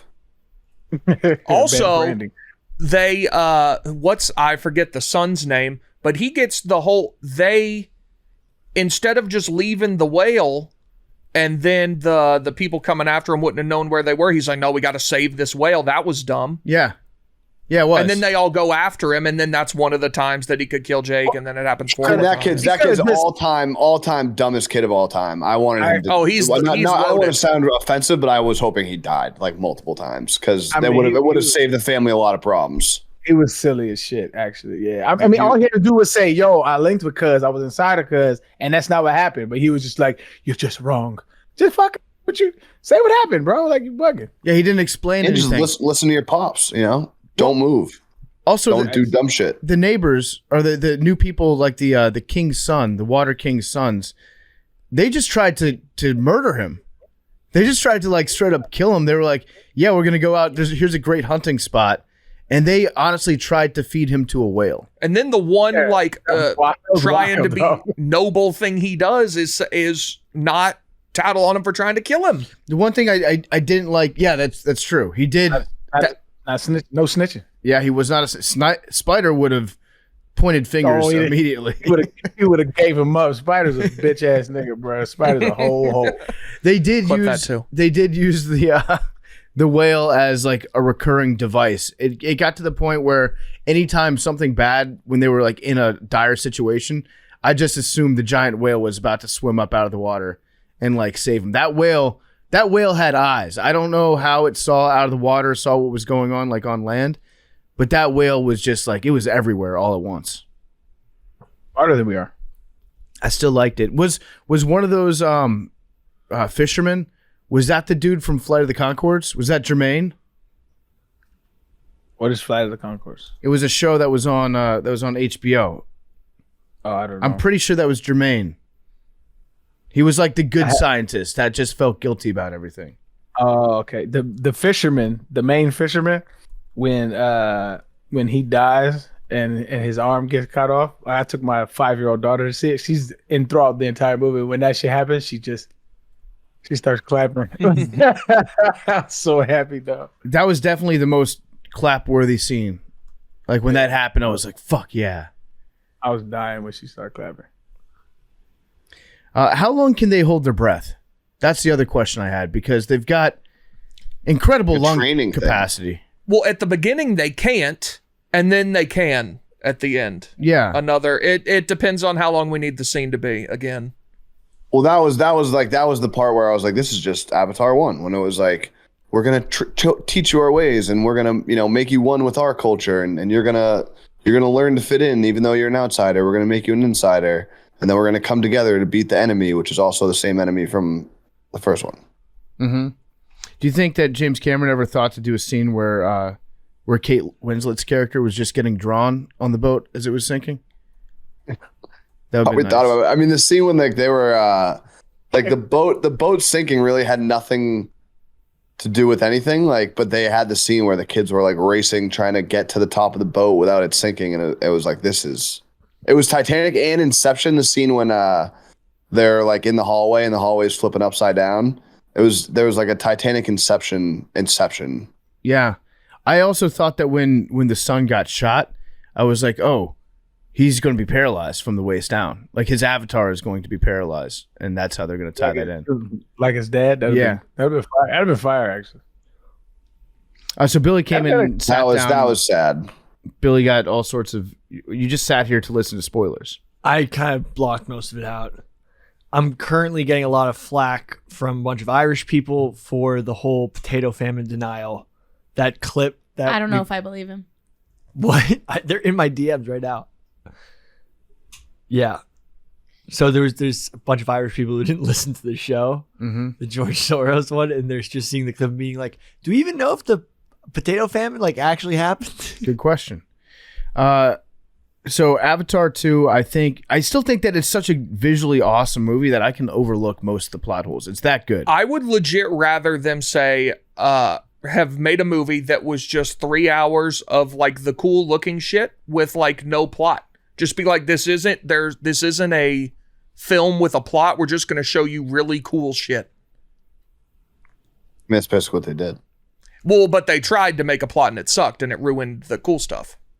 I think whoever came up with the idea of let's use the DNA from the first antagonist, like somebody in the room should have been like, I don't know about this one, bro. Is there anything? Yeah, anything else? And any other type of villain? Yeah, they could have left that on the cutting floor. Like I think they should have had like Spider be the bad guy and like turn Spider into an avatar, and then he's like hunting him down for his dad's vengeance. Or how about like a neighbor? Because it's a moon, right? It's not the main planet. It's a moon. Like how about a neighboring planet that we got war with or something? Say something that I don't know, something else, man, something else. But it's just kind of the whole DNA thing was like. I also loved I definitely probably took too much of an edible where like there was a little bit of point where I was like, I want to go to the hospital. I wasn't just like enjoying it, but the part when they started like really trying to bump up the Avatar sex appeal was when I was like, oh my, what's going on? When it was like the girl walking out of the water and shit, I was like, what? Who's like, there's definitely dudes that are like, oh, this is hot. This is fucking hot. I would. That's where I was just like, give me a 50-year-old Avatar. What? That's my speed, baby. There are no asses on the avatars though. No cake. Yeah. No, it's a cakeless planet. No, the mom avatar's got a duke. No, I don't think she's got. I wouldn't say she's got a duke. Which one? Mom, the Sully's wife. Nah. No. Yeah, they had a nice scene with her. Yeah, no, I do think I recall her being moderately caked up. No, she's not caked. No. She's not. She's like super thin. She's like in great shape. No, they don't put get it out wrong. there. The tail and ass. The tail on the ass might throw me off. The tail is weird. Hang on, what's her name? Nakiri? Titty. I'm gonna just Google Avatar ass and see what. Let the chips fall where they may. Does Nakiri have ass? Okay, on Reddit, has anyone else noticed how amazing the butts in this movie are? Please, for educational purposes, can you put that in the thread? No, this is not caked up whatsoever. Look, somebody took a still shot. It was like, man, look at this ass. That's not a great ass. There was one scene where I remember seeing it and doing one of these, just being like, I know what. I recall that also. They're too thin. They're too thin to have huge asses. So as someone who's only seen the first movie, do you think the avatars have more sex appeal in this one than the last one? Oh yeah. You think so? that they were trying to play it up for some memography? So they got The water memes? woman, yeah. The water woman got. Oh, she might have been too young, so I can't say that. I'm not gonna say that. The water daughter. Yeah. Be careful with that one, Hank. Yeah, you don't want to mess around with Avatar age laws. You don't. I don't. Yeah. What's the age of consent on Pandora? We need to. What counts as a year? I guarantee you. I guarantee there's a Twitter thread or like some sort of weirdo on Reddit that's had that discussion already. Probably on one of the. Well, channels. actually, it's probably way more complicated because isn't the Pandora a moon on a planet that rotates around the sun, so that the concept of a year might be totally different? True, it's a good point. Mm-hmm. A lot of eclipses too. They also the last thoughts or like last things that they showed in the water world where they were showing them around. They were like, "This is the center of our universe" or whatever, and it was sick. Like, and if you see all the promotional images, they used that one shot. You know what I'm talking about? I forget what it was called, but it was like a cove area. Yeah, it was like the coolest looking place, and they just never went back to it. They will. I guarantee they will. Because that was their, like, what they called home tree for the first Avatar. Yeah. That was their home tree. That was where AWA was. Now, is this still on Pandora? Yeah. It sure is. I think this movie would also have been great if it was just David Attenborough narrating it, like Planet Pandora. That's what I'm saying. Like the dinosaur thing that came out on Apple. Yeah, just make a nature film That about was a Pandora. great Would be sick. prehistoric planet. I did have a little bit of that since where I left. I walked out of the theater and I looked around and I was like, "Fuck, I'm not on Pandora. This sucks. It's like gray and rainy outside." Facts. It's trash. Earth is trash. Yeah, it was very depressing. Oh, also, Edie Falco. How about Edie Falco being like a badass Marine captain in this? Tony Soprano's wife. Oh. She was the lady at the beginning that was like introducing. Yeah. I've heard that name before, but know if you told me to pick Edie Falco out of a lineup, I would Tony never. Soprano's wife. You've never seen Carmela Soprano? You couldn't pay me to watch that show. The Sopranos? Oh, it's like everything I hate. What? Great television? No, Italians? like mob stuff, like New Jersey. Like, no, you couldn't fucking pay me to watch that. This is the worst take you've ever had, Big T. No, it's not. You don't like any mob movies? No, never seen any. Is it like a cultural thing? Like in the South, you don't understand Italians? No, I think it's that I don't enjoy that. You've never seen any of them, though. Yeah, but I know. You could Scarface. You never see Scarface? Nope. Goodfellas. Nope. So you don't like any glorification of crime? That's not what the problem is. It's that they're like, I hate the voices. I think you're racist You hate against white Italian people. Yeah, you hate Italian. No, I don't think that's it. I think it's that I don't. The whole genre does not appeal to me. The genre being Italians. No, What about Gangs of New York? never heard of it. Goodfellas? We already asked that. I've not seen any. None of of the those. Godfathers, obviously. The No. Departed? Nope. What's that one joint with probably Mark Wahlberg, but he running around and he Born he's Identity? not into it, but I think it's like little brother is, and he like got to save his little brother from the mob. Oh yeah. It's Contraband or some shit. Is it Mark Wahlberg? Yeah. See, That movie's good. Have you seen Contraband? Wait, I don't know if that's no, a name. never heard of it. But it's not even Italian. Like I tried to watch. What's the name? Peaky Blinders. That was horrible. What the fuck, bro? You got interesting takes, Big T. Organized crime does not appeal to me. You don't like... What a patriot. I like it. What about you said you like Hell or High Water, right? Never heard of it. Muted, Hank, muted.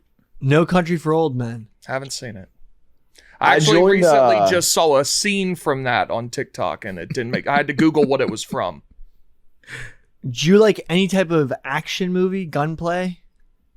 I generally don't see a lot of action movies. Okay, no. Training Day. Never heard of it. But Moana. Good film. What? You've seen Moana? Of course, many times.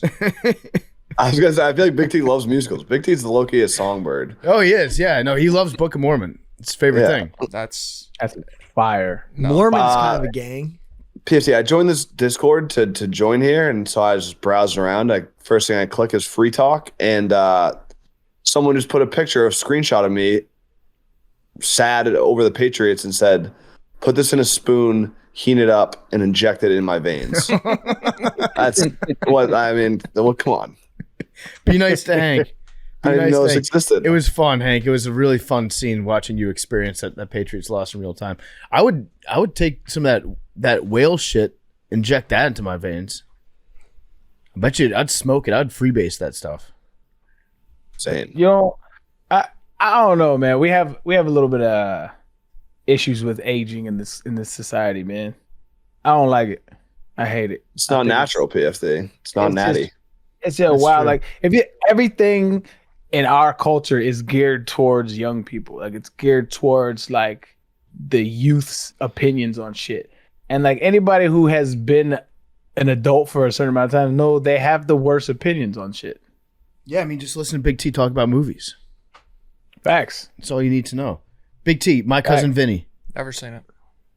John Wick. Nope. You never seen John Wick? That's not even a mob movie. Yeah, I know, but I hate Keanu Reeves. Reese. What? He looks weird. I don't like him. The Matrix. Never seen it. Does he look Priest. Never seen the Matrix? Priest? Yo, You you don't have like- shit movie taste. Yeah, Shit never movie heard of it. taste. You don't Never like heard of the- Grease? Oh, Grease? Yeah. No, I haven't seen that. That's weird. Go Grease Lightning? John Travolta? I haven't seen It's it. weird. He already said it. It's weird. You don't like Keanu Reeves because he looks funny? Yeah, and he's got weird vibes. I don't, Okay, Silence of the Lambs. never seen it. Any Quentin Tarantino movie. Rom-com. Oh, have not and would not. Any of them. Talk about an all-time weirdo. Like across the board. I'm okay with that. He's a he nigga is more than me, weird. probably. He is an all-time weirdo, but he's kind of like James Cameron. He's a weirdo, but he makes great movies. You separate He loves the art This from is the why- artist. I This just is feel why- like he just wants to, like, He just loves feet. Mm-hmm. Quentin Tarantino Yeah. also Yeah. just loves dropping the N-bomb all the time, just like literally writes movies so he can say that. He drops a Seen this lot. thing on Twitter where there was like there was a rumor that Quentin Tarantino was going to do like one of the Star Wars movies, a new Star Wars movie. and then somebody put this like long ass tweet like describing it was like, oh, and you see he fades in, the stars light up the night sky, and this big ship in the shape of nigger goes across the screen.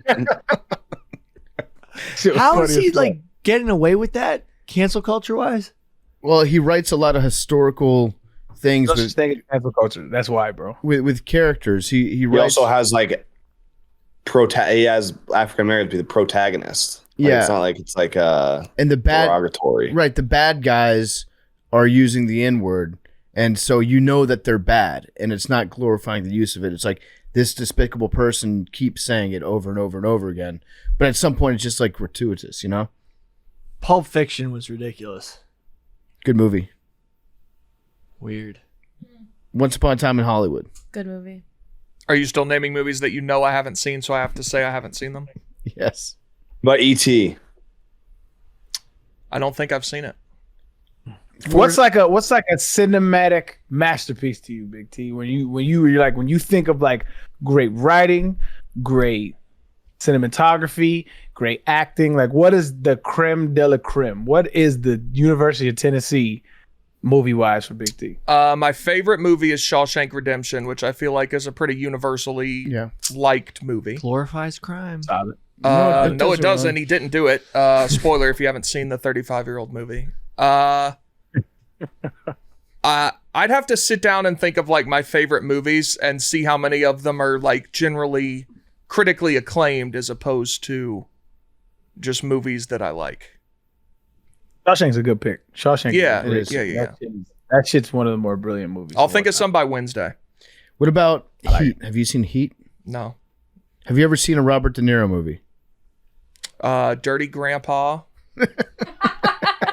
And think Dirty Grandpa, dog. That shit's disrespectful. That's disrespectful. Yeah, I think Big T don't like Italians, bro. Yeah, I think that's I think I'm not attracted to that genre. We gotta unpack the Keanu Reeves. We all have our. I'm trying to think if I've seen any other Robert. We De all Niro have our movies. tastes. What else is he in? It's a lot of movies. Robert. Beat the Fockers. I know you see Any Given Sunday. I haven't ever seen that all the way through. That's Actually, Pacino. I'm thinking of Pacino. yeah, that's Al Pacino. You've seen Meet the Parents. Oh, great Robert De Niro movie, The Intern with Anne Hathaway. Have you ever seen that? Big T, I love that Fantastic movie. movie. I love that No, movie. that's a really good movie. You guys are I was driving gonna me say wild. that. I'm That's looking. wild, son. I've I'm seen looking other through Robert these De Niro other movies, ones. but The Intern is a great movie. It's a fantastic film. Good feel-good movie. Yeah, those might be the only two from what I'm seeing. Big T throwing out The Intern. I've heard of several of these. You've seen never- Meet the Parents. No, What?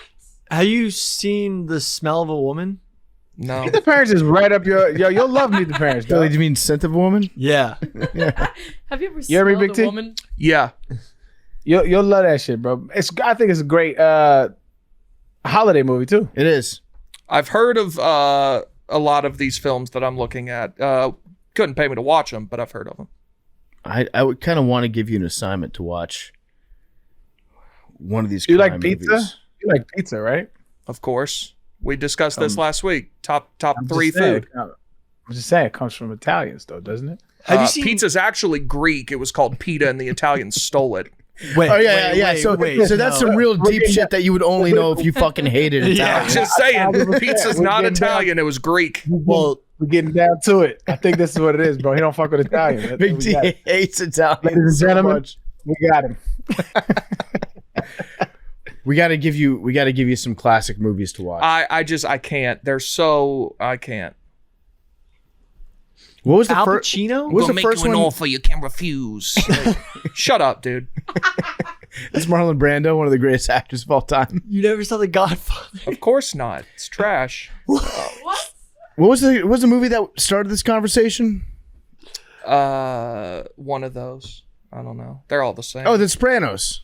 Yeah. Yeah, Yeah. you Oh. said like how gross you cannot pay me enough money. you know we're gonna whack you, Tommy. Like, dude, like it's all the same. It's He does not fuck with Italian. This is You wild. might get another high noon can thrown at you. Yeah, Yeah. that's true. That's true. also none of the all these people are American. They're not Italians. That's another thing I hate about the Northeast. Italian American. He's like, I'm Irish. Oh, you're from Ireland? No, my great grandparents were. yeah. What accent was Big that? That's a bad take, bro. What? Big T hates heritage. Yeah, Big No, everyone in the Northeast, they're like, oh, I'm Irish or I'm Italian, and they're from America. It's Yeah, Big T came at my ethnicity last week. What? Tell me, where you think culture comes from, G? I'm just like, but it's a thing here. Like people ask, like, what are you? And it's I'm from America, as is all of my family. I don't. Big T. Like Big T's like Mike Eruzione. Big T's like 1850s nativism. I don't know that I've ever been asked, "What are you?" Oh, it's happened to me several times. What? A Yeah. lot, actually. Happens to me all the time. People ask you, "What are you?" Oh, all the Or, time like, here. Where are you from? Like, what gender do you identify as, or like just what are you? Where are you? Like- people say, like, where are you from? Expecting you to answer like what your heritage is. I think I've told this story on this podcast before one time, but I was on a date one time and this girl said, "Where are you from?" And I said, "Georgia." And she goes, "You know what I mean." I was like, "What are you talking?" She's like, Was this in New York? "Yes." She's like, "Where are your grandparents from?" And I was like, "Georgia and Missouri." She's like, "Where are your great grandparents from?" I was like, "Georgia and Missouri." And I was like, "What are you talking about, dude? Like, that's so weird." Yeah. Well, now I'm curious, Big T. wants Where to know- does it end back up?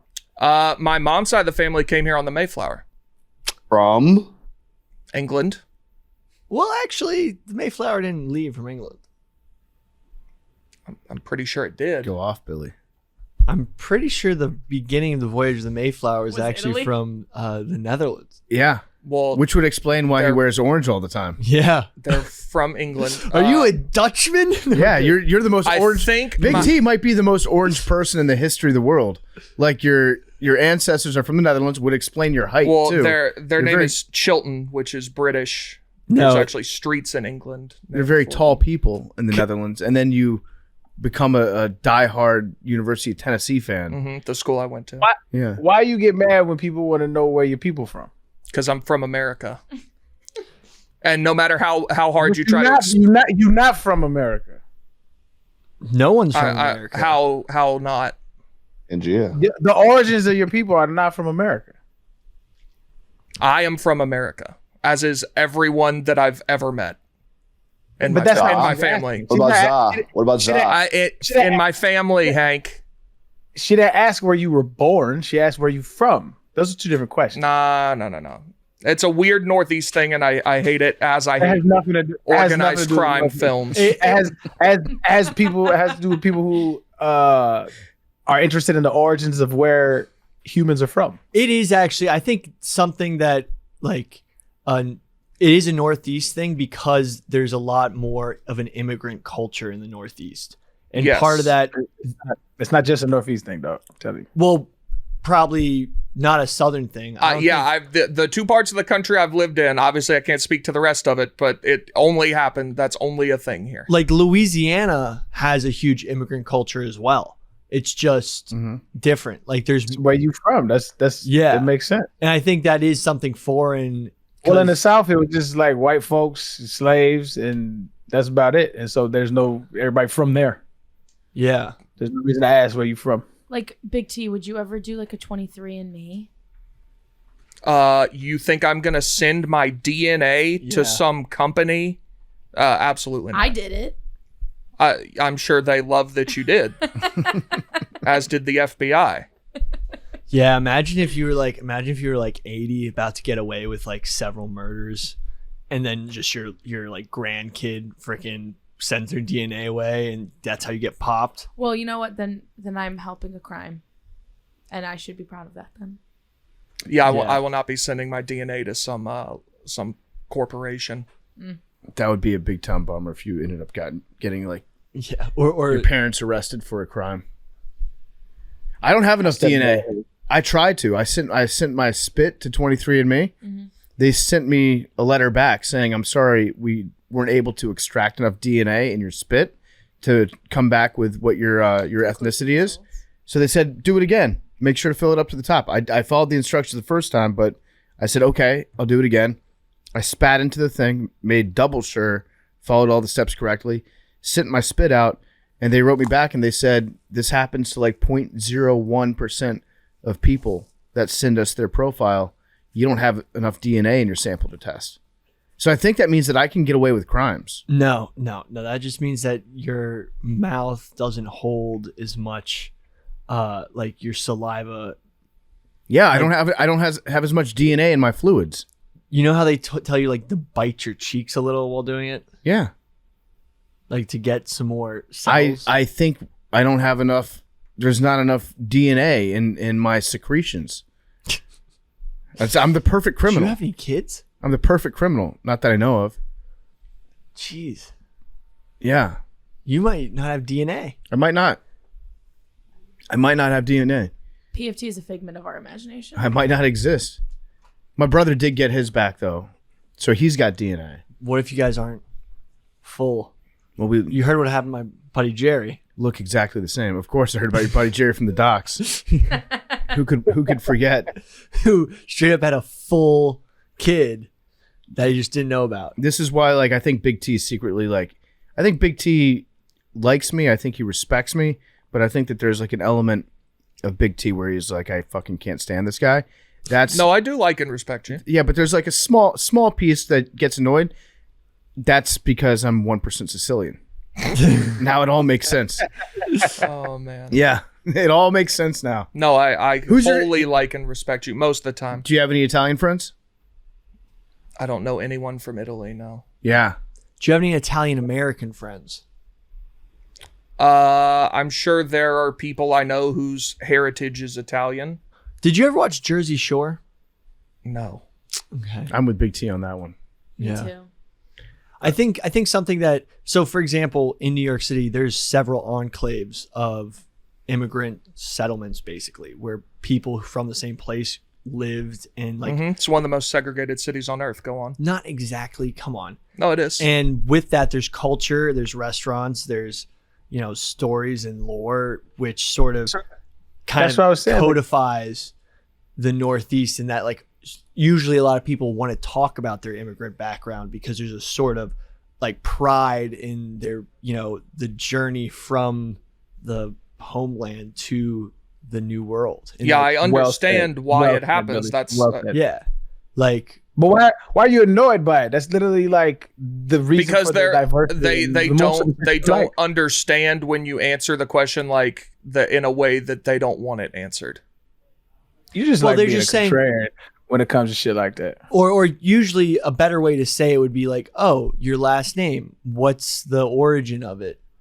That's a better way to talk about it. So like we could even break that down right now. Let's not. Where's your last name from? No idea. Canap? Is that we're doing government names? I don't care. Okay, you don't care. People That's know his probably like government In name. my Twitter handle. Okay, I don't know. Like that You're sounds weird about pretty it. German. I thought you guys forgot about me. You were talking about Avatar. We that did. We did, then we got No, on we a- did. I knew they I'm the forgot one that about remembered me. to text you. Right. You're welcome. Yeah, I ain't gonna lie. I totally forgot you was out the room. I can't see you. Girl. Avery, then we brought up Edie Falco. She plays one of the characters in this movie. Yeah. Do you know who that is? If I gave you a lineup of people, could you pick out who Edie Falco is? Not by name, but maybe by face.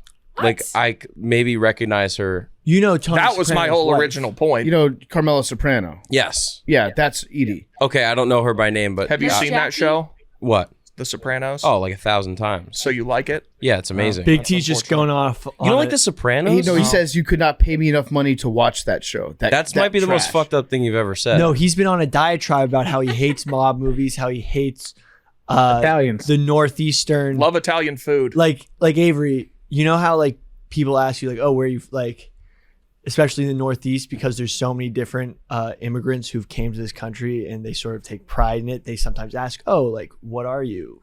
Yeah, I mean, James Gandolfini's an incredible actor. It's an amazing show. Mm-hmm. I could watch it 1,000 times over. So what I've discovered is that Big T is he's a cultural vampire. Yeah. He likes taking all the stuff that Italians have invented, but he can't learn their stories or appreciate their culture.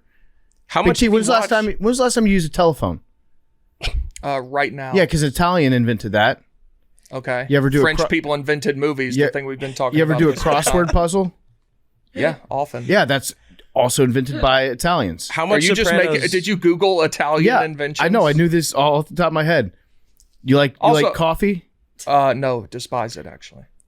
You like using batteries for things? You use any devices that have batteries in them? The aforementioned phone. Okay, that's also Italians. Do you like Civilization?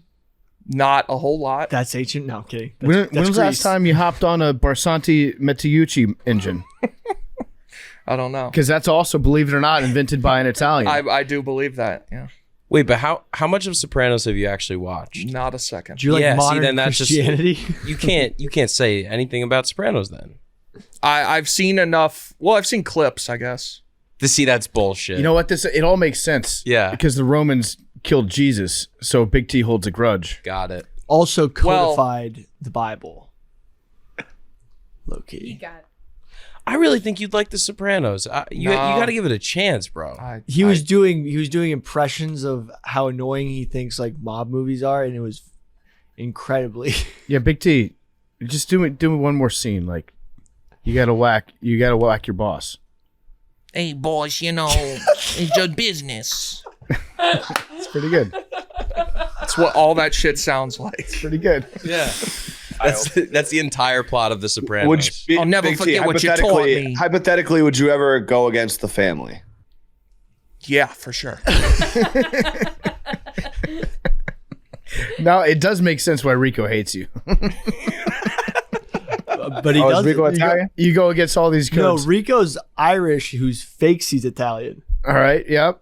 Careful, Billy. I don't Why? even think he doesn't hate Big T anymore. They're like No, they're big time allies. You guys- Well, Yeah. I heard you guys are coming out with a podcast together. Is that true? that is not true. That's not what I heard. You heard wrong. It'd be news to me if that's the We case. got to get you on Jeff Nadeau's podcast, Big T, to talk about organized crime. No, thank you. I would. Stand up guys. There used to be there was like they always used to talk about like how when Italians moved into the neighborhood, there used to be people who were like, "Oh man, there goes the neighborhood." Like the Italians moved in. That's Big T. Yeah. Big T, what are your thoughts on the Irish? The There Italians. goes the neighborhood's just a great phrase. The Italians also invented the manned torpedo, which that's a fucking ballsy weapon. The Japanese made it famous. Yeah, just okay. I'm gonna sit in this tube and then just drive it into you. See ya. Have to respect the Italians. Would you for that. employ Italians? Sure. If you like at a job these are- listing, would these you are- say this is- no Italians need apply? Billy, these are very stupid questions. Their voices are annoying and their movies are bad. That's the extent of my dislike. Yeah, you haven't seen it though. Also, none of these people we're talking about are Italian, by the way. They're Italian not? American. Edie Falco? Is she from Italy? She's Italian. That's not what Robert it De Niro is. not Italian? Robert De Niro's Italian. I'm assuming he's probably from fucking Syosset, New York. I think probably Tribeca. At least that's where he lives. Oh, now. he actually last night a woman broke into his apartment. Big T's Place very of happy. birth, Greenwich Village. He was born in Greenwich Village. That's what it says. Yeah, he started that. That's where I live. I might need to move out. What's the film? Tribeca. He's from Tribeca. Oh, Tribeca Film Festival. Yeah. All right. Well, Big T, you need to watch Sopranos. Just try. I'd really rather not. You gotta give it a chance. Or at least bro. Goodfellas. Can you please watch Goodfellas? I'd rather watch Sopranos than that. But and Sopranos- I won't watch Sopranos. Sopranos is like 6 seasons. All those Goodfellas things is like 3 hours. I 2.5 can't hours. do it. I can't do the. You can't refuse. All right, all right. You don't have to Cutting the watch gar- it. What imagine if we Big T got cutting the what if we got garlic. Glennie Balls to sit in a room with you and just voice out the entire movie? That's so much worse. We actually should get Glennie to watch Goodfellas with you for the first time. No, thank you. Glennie and Za. Glennie, Za, and Big T. Remember they had a Sopranos podcast? No, I forgot about that. Yes. We do. You would like Goodfellas. I think you would. I really You don't. just got to think so. open your mind to it. I don't. I kind of think it's because it's very interesting as someone who grew up in the Northeast, your perspective on it, because it's just like the resonation of like how much like work it took to sort of make it in America, that you're sort of it's Dude, interesting. It's nobody- just interesting. Billy, nobody your age that says they're Italian worked to get to America. Right, but they're it's like cosplaying. but it's like proud. But they're it's like, they're LARPing being Italian. yeah, but they're just Their sort great great grandparents worked very hard to get to America. and they're honoring them by they are like, let me get the honoring rico. culture. They're LARPing. You just eat the desserts and that's it. You know what would be a great starter movie for you? It would be My Cousin Vinny. And here's why. Because it's like a comedy. It's not even really organized crime. It's just about some Italian guys that get in some trouble. And then Joe Pesci becomes their lawyer. And he's a first-time lawyer. It takes place in the heart of the South. So they're in like a southern small town trying to fight back against like a small southern, like small town judge. I think you'd really like it actually. Because it does make fun of the stereotype of Italians a lot because they're fish out of water from New York. Can we start with that maybe? I'm looking at the trailer for this and it's too old. I can't do too old. I think you'd like it though. This was shot on negative 1080. I think you'd like it. Watch the trailer, okay? I'm looking at it. It doesn't. No, you gotta listen to the trailer. Watch it, listen to it, get back to me. I think 1992. This came out in 1992. I think you'd like My Cousin Vinny. My Cousin Vinny's This all looks like it time. came out in the 60s. It's all time. It's very funny. That's- It's right up your alley. That's the one where she gives the monologue about the car, right? Yep. I do love law movies and books. There we go. See? But this I don't know. We broke the barrier. Yeah, this is a good starter movie. And the Italians are the butt of the joke in it a lot of times too. So you'd Well, then enjoy maybe that. maybe it's a good starter. Yeah. All right. Well, Hank, thank you for joining us on our Avatar 2 review. Thank you for having me. He'll be back for Avatar 3. We will be. 7 years. And 4 and 5. How many are there? I think it's like 8. Yeah, they're saying like 9. All right, that's too many. I just need a new villain. Give me a new villain. Yeah. All right. All right. We'll see you guys on Wednesday or on Thursday. Excuse me. We'll tape it Wednesday. It'll come out on Thursday. What are we thinking for it? IRA. Hey, What? Lars can't come. Oh, on Wednesday? Yeah. You asked him about Wednesday? Yeah, I asked him about both days. Okay, so we can't do Wednesday then for IRA. Yeah. I don't know. We'll give it some thought. Yeah. Love you guys. Mob movies.